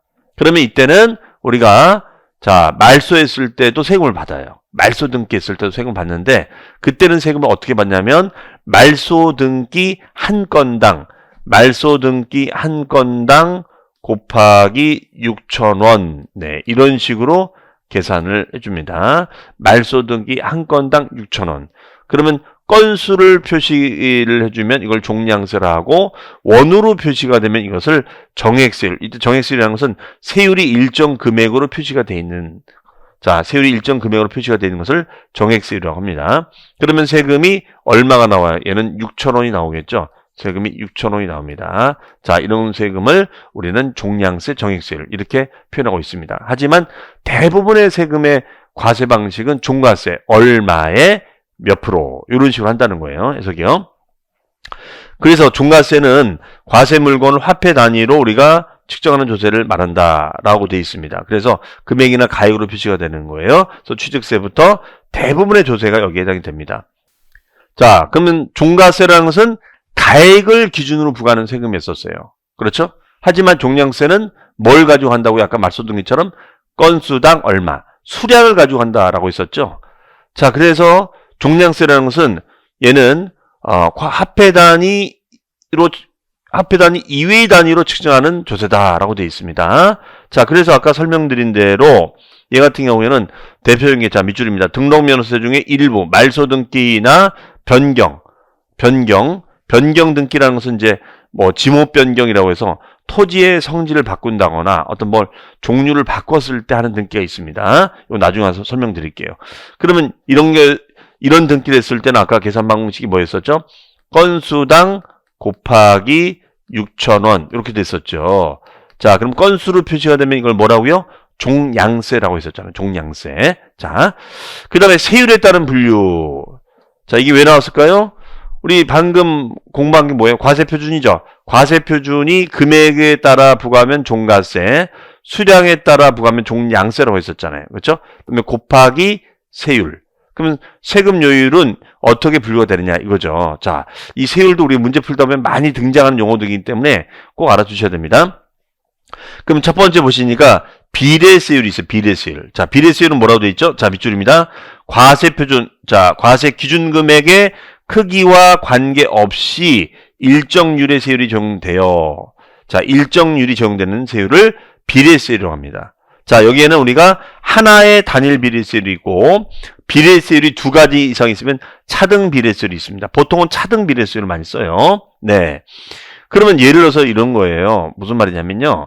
우리가 취득세가 대표적인 비례세율인데 그러면 뭐 만약에 돼지 아시죠? 돼지. 자, 땅을 사요. 땅을 취득합니다. 그러면 땅을 사는데 이걸 만약에 매매 원인에 따라서 사요. 그러면은 취득세 세율을 보면은 얘가 4% 돼 있거든요. 매매 시에는.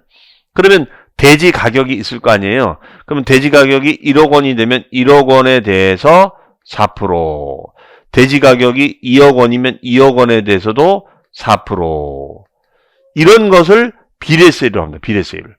1억이 돼도 4%, 2억이 돼도 4%. 율이 바뀌어요, 안 바뀌어요? 율이 안 바뀌죠. 이게 율이 안 바뀌어요. 이런 것을 우리는 비례세율이라고 합니다. 그런데 이런 비례세율이 두 가지 이상의 형태가 되어 있으면 차등 비례세율 이렇게 얘기해요. 그러면 단일 비례세율은 뭐냐면 그럼 하나로만 되는 거야. 대표적인 게 부가지세. 그러면 부가지세는 우리가 소비하는 물건값이 1억이든 1,000만 원이든 100만 원이든 10만 원이든 다 10%야. 하지만 취득세 같은 경우에는 4%만 있는 건 아니거든요. 예를 들어서 우리가 주택을 매매로 했을 때는 1에서 3%로 돼 있어요. 주택 가격에 따라서. 네. 그러면 이게 6억까지는 1%거든요. 6억까지는 1%예요. 그러면 율이 다르죠? 그러니까 차등 비례세율 이렇게 될 수 있다는 거예요. 네. 자, 그렇게 이제 설명을 드렸고요. 그 다음 이제 얘기를 한번 가보겠습니다.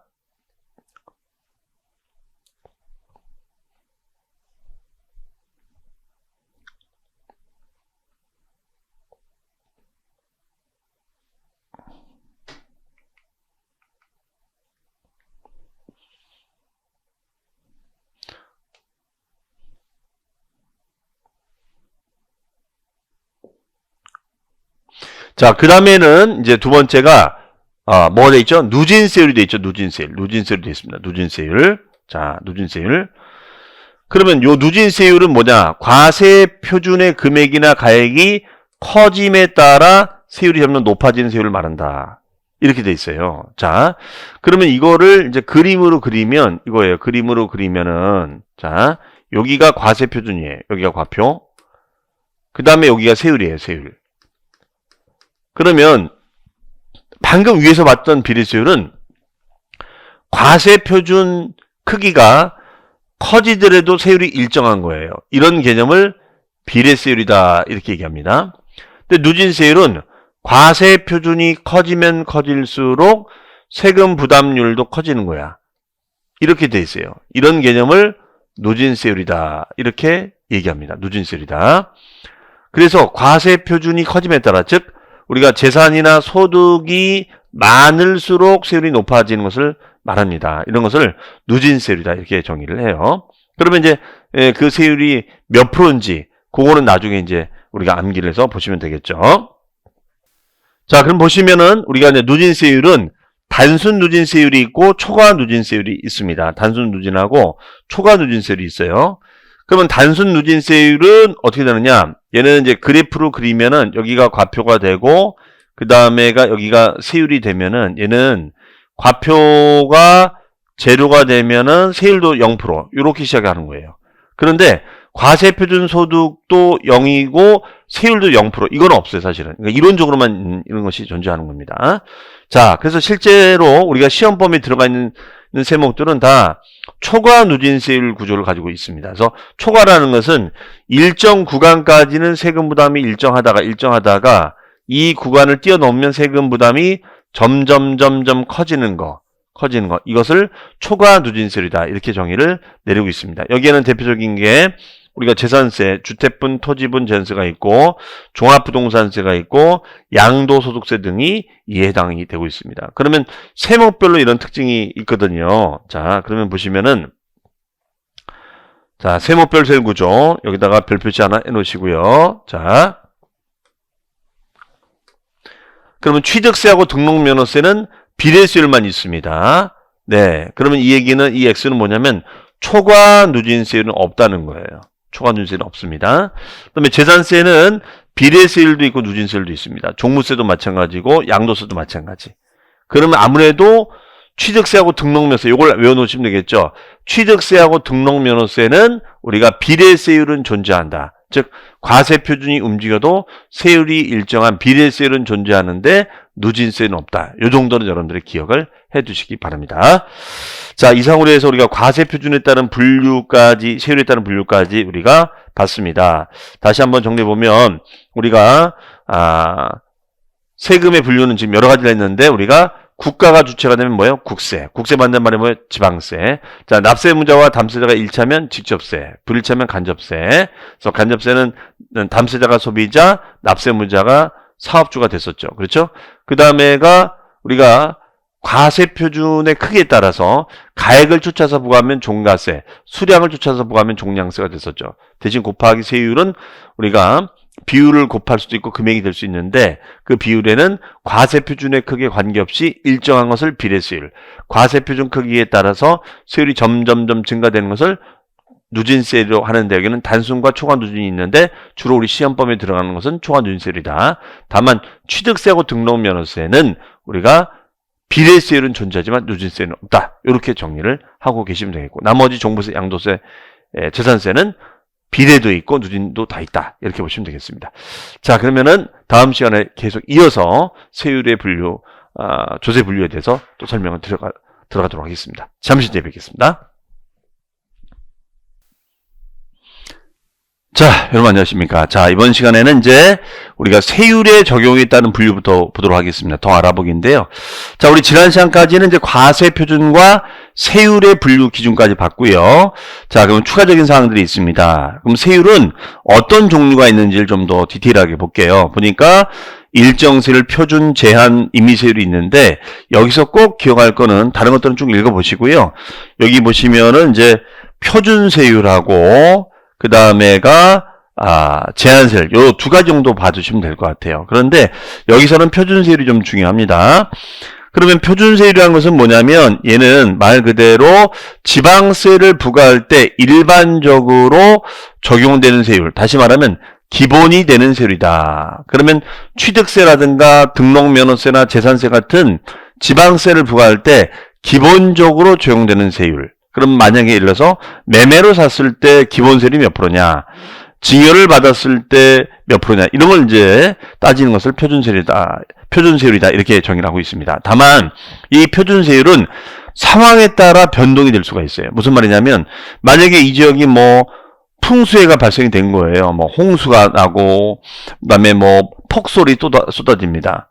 그럼 최근에 뭐 뉴욕 같은 데도 뭐 눈이 엄청 많이 왔었는데 그러면은 그런 재해 지역으로 선포된 지역에다가 그렇지 않은 지역처럼 동일하게 세율을 똑같이 받아버리면 문제가 될 수 있겠죠. 그래서 해당 지방의회 의결을 통해서 좀 세율 부담을 낮춰주기도 합니다. 이렇게. 그래서 상황에 따라 낮춰주기도 하고 만약에 뭐 아주 여기가 호황이 되는 지역이다. 그러면 조금 더 받을 수도 있게끔 여지를 남겨둔 세율을 표준세율이다. 이렇게 얘기합니다.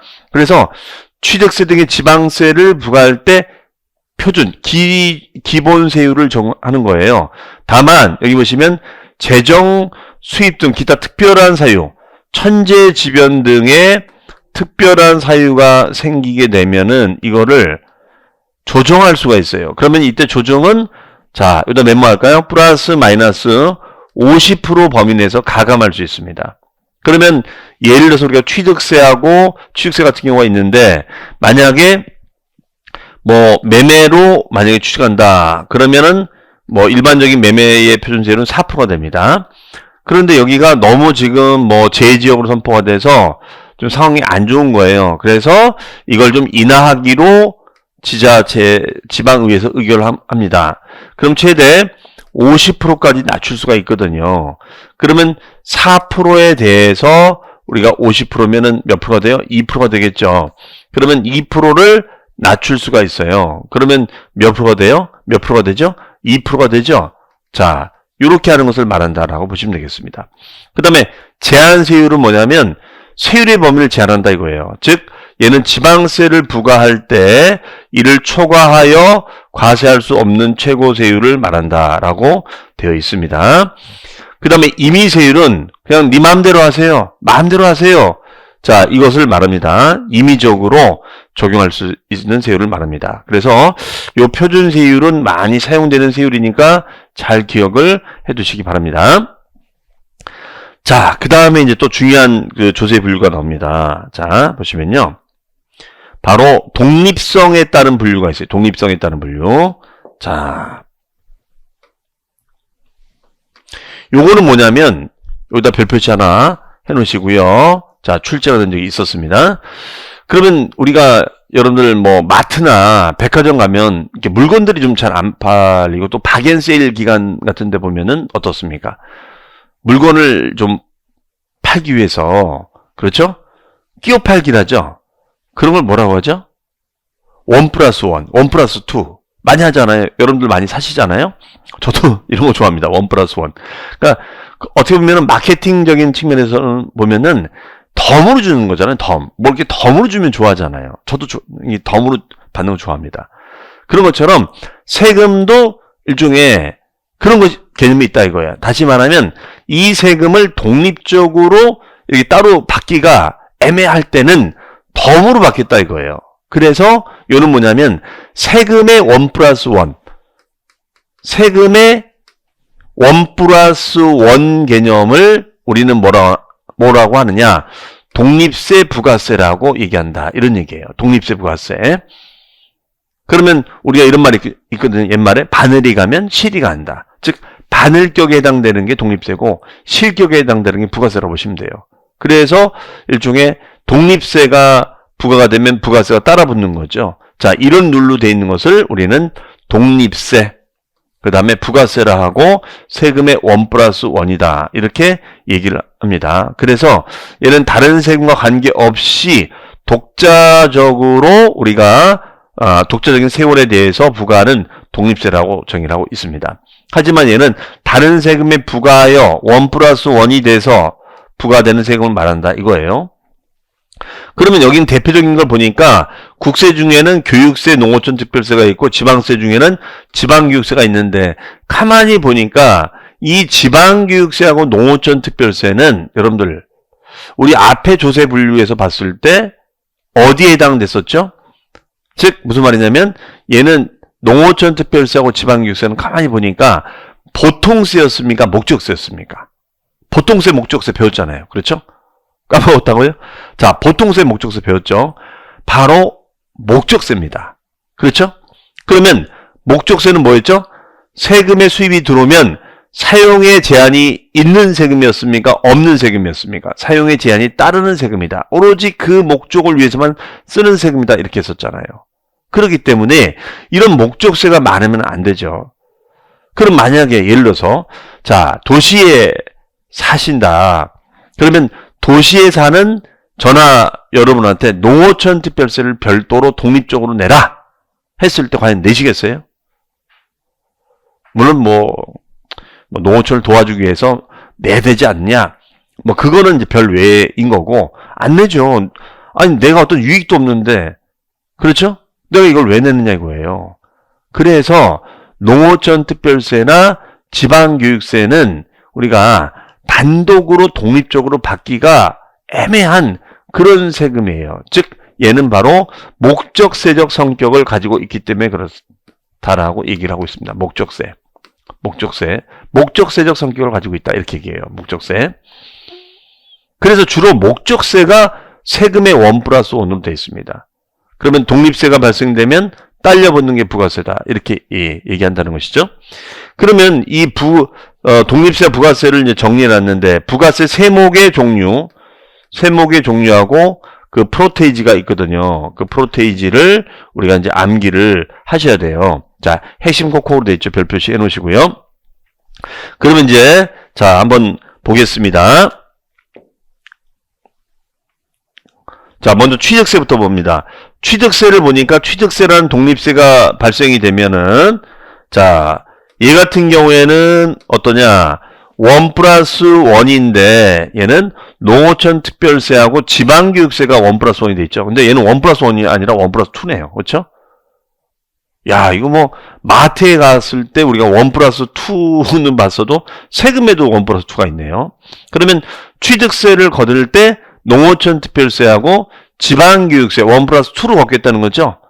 자, 그러면 농어촌 특별세하고 지방교육세는 어떤 성향의 세금이라고요? 둘 다 목적세적 성격을 가지고 있다라고 했었습니다. 그래서 얘는 취득세 기본세율을 100분의 2, 2%로 적용하여 산출한 취득세액에 100분의 10을 붙이겠다. 이런 얘기예요. 그럼 어떻게 하겠다는 거냐면 얘는 취득가액에다가 취득하면 취득가액이 있겠죠.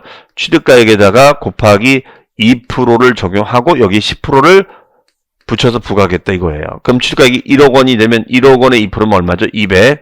그럼 200의 10%면 얼마예요? 20만 원이죠? 그럼 20만 원을 농어촌 특별세로 받겠다 이거예요. 그리고 지방교육세를 받겠습니다. 자, 중과 기준세율일 때는 10%인데 요거는 그냥 무시하셔도 좋아요. 요것만 기억하시면 돼요. 그러면 이제 농어촌 특별세를 위해서 취득세 표준세율의 2%를 써먹었으니까 여기다 또 써먹을 수는 없거든요. 그래서 그 표준세율에서 여기서 2%를 써먹었으니까 요거를 빼고 난 거에 우리가 20%를 지방교육세를 받겠다는 거예요. 그러면 예를 들어서 우리가 아까 위에서도 얘기했습니다만 일반적으로 부동산 매매로 사게 되면 취득세 표준세율이 4% 됩니다. 근데 4% 중에서 2%는 농어촌 특별세를 계산할 때 써먹고 그럼 나머지 2%는 지방교육세를 계산할 때 써먹겠다는 거예요. 그러면 4%에서 2%를 뺀 나머지 율이 나오겠죠. 맞아요? 자, 그 뜻입니다. 그러면은 이때는 취득가액이 1억 원이면 역시 1억 원에서 자 4%에서 2%를 뺐으니까 2% 남죠. 곱하기 2%에 대해서 20%를 지방교육세로 받겠다 이겁니다. 그러면 1억에 2%면 200이 되는 거고 200에 20%면 얼마가 돼요? 40만 원이 되겠죠. 40만 원. 그렇죠? 그럼 40만 원을 우리가 지방교육세로 받자라는 얘기가 되겠습니다. 그래서 우리가 취득세라는 독립세가 발생이 되면 농어촌 특별세와 지방교육세가 1+2로 발생이 된다. 이렇게 기억을 하시면 되겠습니다.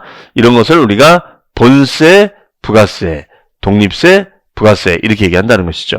네. 자, 다른 세목을 보시면 자, 여기 중과가 됐을 때 뭐 주택이 있는데 이거는 지금 안 보셔도 돼요. 이거는 안 보셔도 됩니다. 자, 지금 이런까지 보면 너무 헷갈리니까 이거는 안 보셔도 됩니다. 그 다음에 이제 여기 보시면 농어촌 특별세가 있어요. 만약에 취득세가 감면 혜택을 받았을 때는 감면이라는 게 뭘까요? 세금을 깎아준다는 뜻이거든요. 그러면 예를 들어서 우리가 뭐 취득의 원인이 뭔가 세제 감면 혜택을 줄 만한 예를 들어서 뭐 첨단 기업이 뭐 부동산을 산다. 뭐 아니면은 뭐 스타트업이 부동산을 산다. 그러면 세제 혜택을 줘요. 아니면 뭐 지방의 기업들이 내려가서 뭐 부동산을 한다. 산업단지에 산다. 그러면 감면 혜택 같은 걸 주거든요. 그러면 세금을 감면해주면 쿨하게 감면해주면 되는데 뒤끝이 있는 거예요. 감면해주는 대신 취득세라는 독립세를 감면해주는 대신 부가세는 받아내겠다는 거예요. 감면세를 기준으로.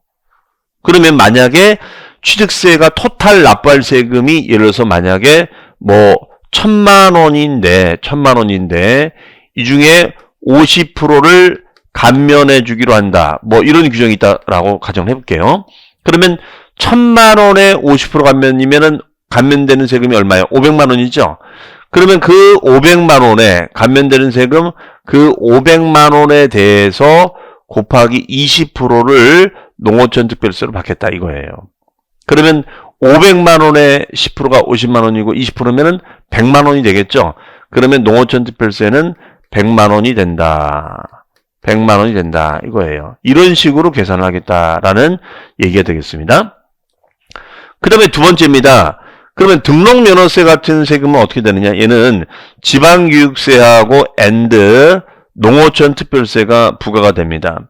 그러면 지방교육세는 등록면허세의 100분의 20이 부과되고 농어촌 특별세는 취득세처럼 감면되는 세금의 20%가 부과됩니다. 똑같죠? 그러면 등록면허세가 만약에 100만 원이면 100만 원 20%면 20만 원이 부과가 되겠죠? 그렇죠? 자, 그 다음에 재산세가 있습니다. 재산세 같은 경우에는 지방교육세가 부과되는데 얘는 납부할 세액에 대해서 20%가 부과됩니다. 대신 얘는 특징이 감면분에 대한 부가세가 없습니다. 얘는 감면분에 대한 부가세는 없다. 이렇게 메모를 하셔도 좋을 것 같습니다. 그 다음에 종합부동산세가 있습니다. 종합부동산세는 농어촌 특별세가 부과가 되는데요. 그 농어촌 특별세가 납부해야 할 세액의 곱하기 100분의 20이 부과됩니다. 대신 얘도 감면분에 대한 부가세는 없습니다. 자, 그러면 이걸 이제 외우실 때는 이렇게 외우시는 것도 좋을 것 같아요.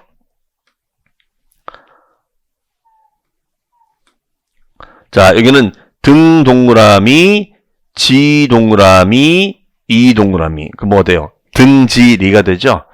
자, 그 다음에 감면세는 감 동그라미, 농 동그라미, 이 동그라미. 그럼 뭐가 돼요? 감농이가 되죠? 자, 그 다음에 재산세는 제 동그라미, 지 동그라미, 이 동그라미. 뭐가 돼요? 제지리, 등지리, 제지리. 이렇게 앞글자 따서 외우셔도 좋을 것 같습니다. 자, 차후에 나 외우셔야 돼요. 그 다음에 종합부동산세는 종 동그라미, 농동그라미, 이동그라미 뭐가 돼요? 종농이가 되죠. 종농이가 됩니다. 그다음에 양도소득세 같은 경우에도 양도소득세 같은 경우 자 얘는 여기서 좀 주의할 게 있는데요. 양도소득세 같은 경우에는 감면이 있을 때만 감면세액이 20%만큼의 농어촌 특별세가 부과됩니다. 대신 여기다 메모. 우리가 재산세하고 종합부동산세는 감면분에 대한 부가세는 없었어요. 그렇죠? 그런데 반면에 거꾸로 양도소득세는 납부세액의 부가세가 없습니다. 양도소득세는 납부세액의 부가세가 없다. 이렇게 메모를 하시면 되겠어요. 납부세액의 부가세가 없다. 납부세액의 부가세가 없다. 이렇게 메모를 하시면 되겠습니다. 자, 그러면 이제 요 박스에 대한 설명을 다 드렸고요. 그 다음에 이제 지방소득세에 대해서 한번 또 설명을 드리도록 하겠습니다.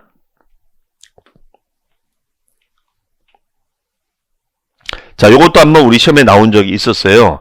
자, 지방소득세라는 세금은 얘는 어떤 세금이냐? 자, 설명을 좀 드리면요. 우리가 이제 지방소득세는 성격이 뭐냐면 우리가 그동안 배운 걸 토대로 한다면 일단은 지방소득세는 지방세겠죠.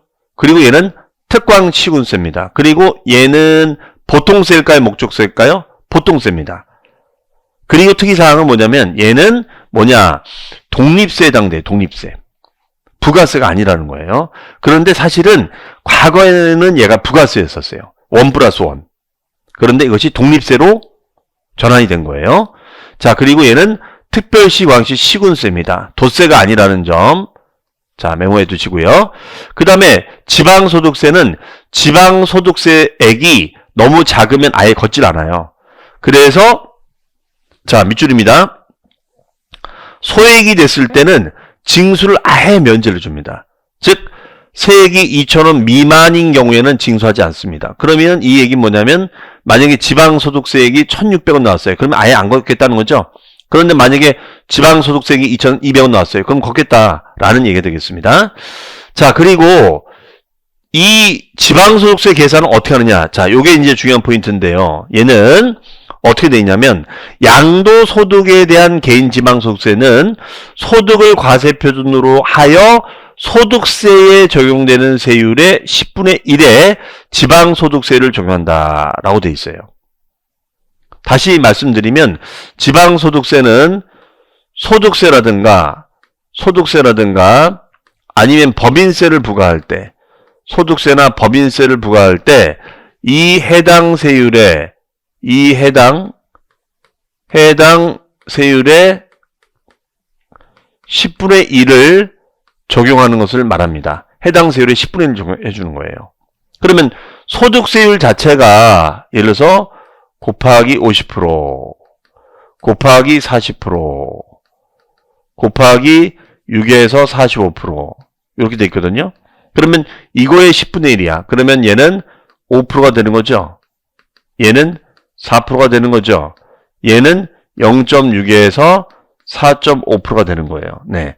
이렇게 적용되는 것을 말합니다. 그래서 해당 소득세 세율의 몇 분의 몇? 10분의 1을 적용하자. 이런 얘기예요.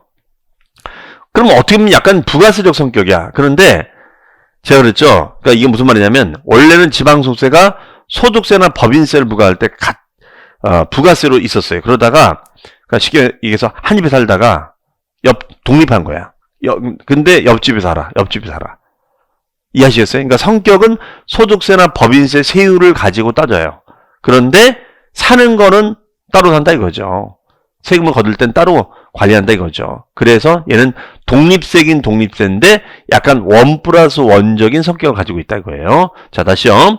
지방소득세는 우리가 소득세나 법인세라는 소득세를 부과할 때 같이 받는 지방세입니다. 그러니까 이걸 왜 이렇게 했냐면 원래는 법인세나 지방소득 개인소득세를 해당 지자체가 뭐라고 하냐면 야 그러면 우리 지자체에 있는 개인 자영업자라든가 이런 기업들이 있으면은 우리가 알아서 다 거둘게 법인세로 소득세로. 그랬더니 국세청에서 그건 안 돼요. 야 이거는 우리가 다 걷어서 대신 너네들한테 10분의 1을 내려줄게. 대신 독립적으로 활용해. 이렇게 된 거예요. 그래서 과거엔 이것을 부가세로 묶어놨다가 독립세로 전환을 한 겁니다. 다만 소득세나 법인세 세율, 여기 지금 법인세라는 말은 없습니다만 소득세나 법인세 세율을 부과할 때 해당 세율의 몇 분의 몇이요? 10분의 1을 부과하는 독립세로서 특광시군세다. 다만 소액이 됐을 땐 징수를 면제준다. 이렇게 정리를 하시면 되겠습니다. 자, 그럼 관련해서 한번 확인 예제를 풀어보도록 하겠습니다. 자, 부가세 문제를 한번 볼게요.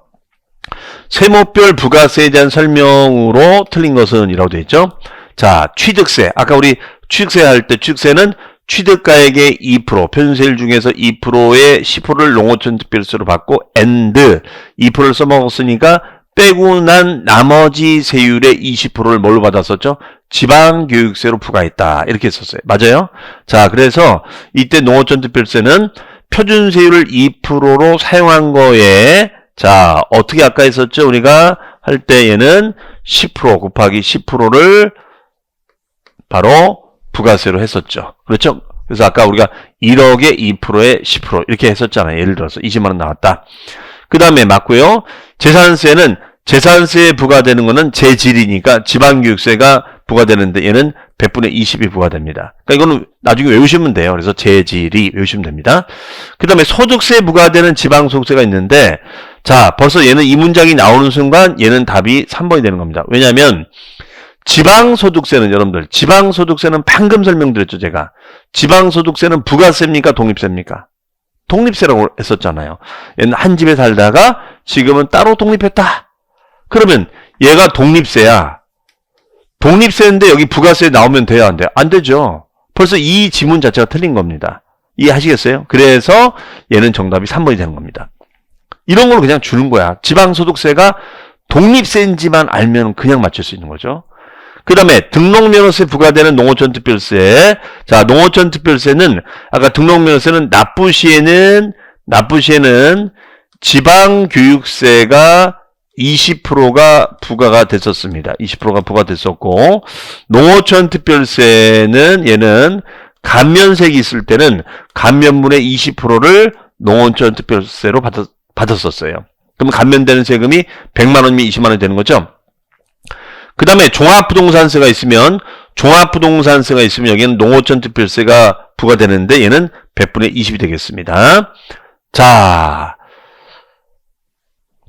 이렇게 해서 한번 연습을 또 해봤습니다. 자, 그러면은 그 다음 우리가 주제로 가보겠습니다.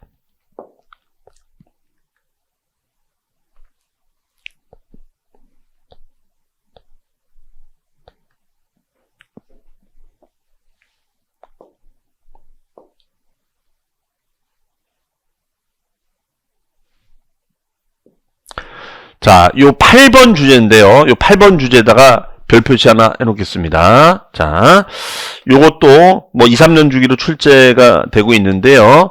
요거는 부동산 활동에 따른 조세예요. 부동산 활동에 따라 발생하는 조세를 물어봅니다. 그러면 부동산 활동이라는 것은 부동산을 취득하거나 부동산을 보유하거나 양도할 때 발생하는 세금을 물어보는 거예요. 그러면 부동산을 취득, 보유, 양도할 때 어떤 세금이 있는지, 그럼 과연 다 모든 단계에서 발생되는 것인지 이걸 갖다가 2, 3년 주기로 물어봐요. 왜냐하면 당연히 중개업무할 때 의뢰인이 와서 그럴 거 아닙니까?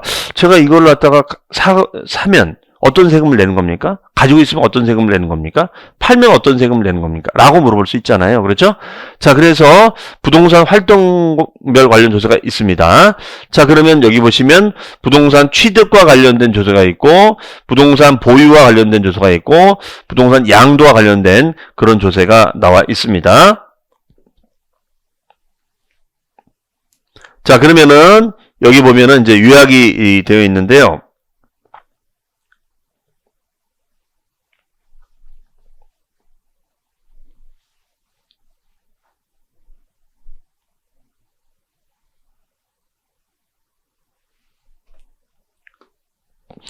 자, 그럼 핵심 콕콕이 있습니다. 핵심 콕콕을 중심으로 살펴보도록 하겠습니다. 자, 여기다 별 표시해 놓으시고요. 그러면은 부동산 취득할 때 내는 세금, 부동산 보유, 양도할 때 내는 세금 있죠? 자, 양도라는 것은 부동산을 팔았다, 처분했다 이런 뜻이 되겠습니다. 자, 이렇게 많은 세금이 있네요.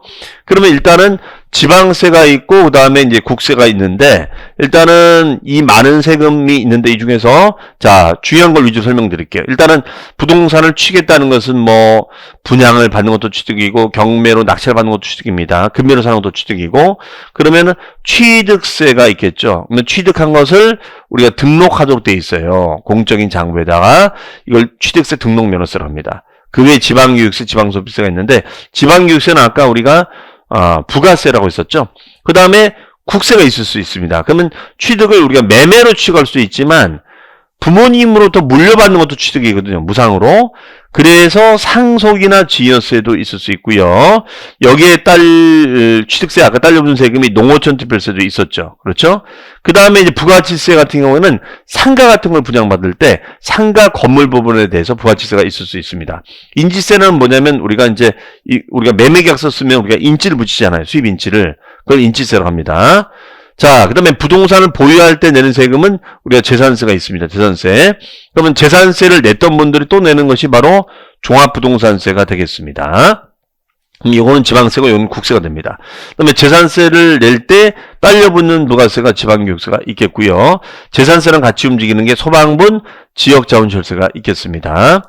그 다음에 이제 또 이걸 가지고 있는 동안은 이제 개인도 있지만 기업도 있잖아요. 그럼 기업이 이제 임대 관리를 하겠죠. 그러면 개인이 임대하면 임대속세가 발생되고 기업이 임대하면 법인세를 받을 거예요. 그래서 법인세가 있을 수 있습니다. 그 다음에 개인이 우리가 임대했을 때는 어떻게 되느냐. 개인에 대한 소득세가 발생될 수 있습니다. 그 다음에 이제 종합부동산세는 같이 움직여주는 게 농어촌 특별세가 있을 수 있고요. 그 다음에 이제 상가 같은 걸 임대하면 상가 임대료에 대해서는 부가가치세가 있을 수 있어요. 그 다음에 이제 우리가 부동산을 팔면 당연히 양도세가 있겠죠. 그 다음에 이제 기업 이름으로 부동산 매매법인 이름 팔면 법인세가 발생됩니다. 그 다음에가 이 소득세나 법인세가 발생되면 우리가 부가세는 아니지만 독립세로 돼 있지만 같이 움직이는 애가 있었죠. 지방소득세가 있겠죠. 그 다음에 지방소비세는 이제 부가가치세가 있으면 같이 엮여지는 부가세라고 볼 수 있겠습니다. 그 다음에 매매계약서 쓰면 매도인도 인지를 붙여야 되잖아요. 인지세가 있고 그 다음에가 양도소득세가 이제 감면을 받으면 농어촌 특별세가 부과가 될 수 있습니다. 자, 이상의 내용을 더 이제 분석을 해 놓은 게 있어요. 자, 보시면 요거 있죠. 자, 요거는 이제 나중에는 이제 외워 놓으셔야 됩니다. 자, 바로 동시에 부과되는 세금이 되겠습니다. 그러면 얘 같은 경우에는 어떤 거냐? 바로 부동산 취득 보유 양도할 때 다 발생하는 세금이 있어요. 그러면은 자, 농어촌 특별세, 농의 동그라미, 부의 동그라미. 여러분들 우리가 1년 내내 농사 짓는 사람, 봄, 여름, 가을, 겨울에 농사 짓는 사람을 뭐라 한다? 농부. 그렇죠? 농부. 자, 이렇게 기억하시면 되겠어요. 특히 농어촌 특별세는 반드시 기억. 그다음에 취득과 보유 시 부과되는 세금은 지방교육세가 있습니다. 그러면 얘는 취득세 지방교육세가 20%가 부과됐었고요. 보유할 때는 재산세에 20% 부과됐었어요. 그 다음에 보유 양도는 자, 지방소득세가 있습니다. 지방소득세나 종합소득세가 있는데 소득세는 소득이 일어나면 발생될 수 있죠. 그럼 보유하면 무슨 소득이 일어나요? 임대소득. 양도면 양도소득이 일어날 수가 있겠죠. 그 다음에 이제 우리가 매매계약서 쓰면 인지를 붙이잖아요. 그럼 취득과 양도할 때 인지를 붙이니까 인지세가 될 수가 있겠습니다.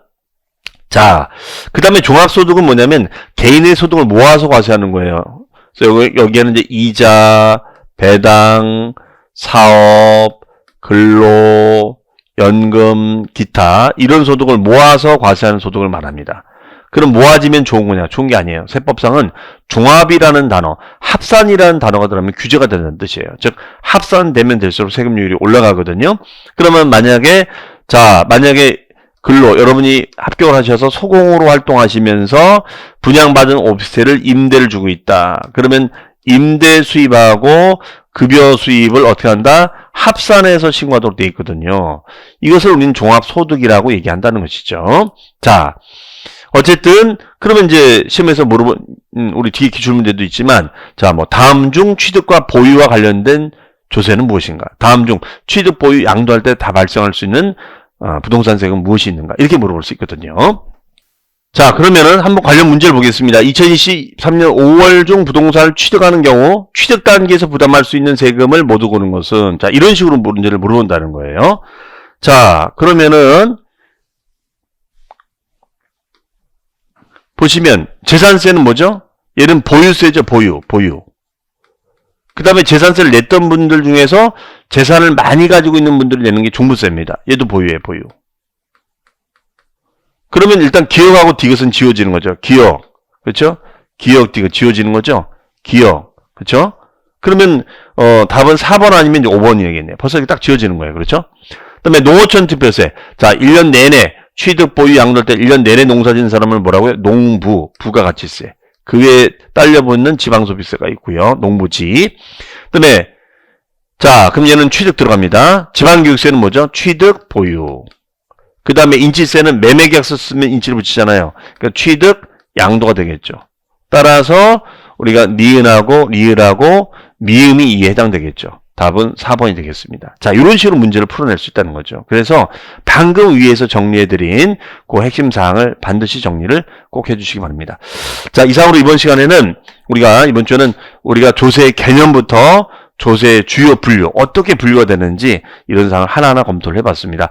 자, 어쨌든 우리 첫 주 여러분들 천천히 진도를 나가고 있으니까요. 이때 좀 천천히 잘 따라와 주시고 다음 시간에는 이제 우리가 조세의 용어라든가 더 디테일하게 이제 하나하나 다 들어갈 거니까요. 미리 읽어보셔도 좋고 안 되면 이제 여러분들 수업 잘 들으시고 복습 따라와 주시면 좋겠습니다. 자, 어쨌든 큰 맘 먹고 우리 개면 새해에 출발했으니까 계획표 잘 짜셔서 천천히 스텝 바이 스텝으로 해나가시면 저랑 같이 하시면 충분히 좋은 결과가 될 수 있습니다. 자, 그럼 저는 다음 시간에 뵙겠습니다. 감사합니다.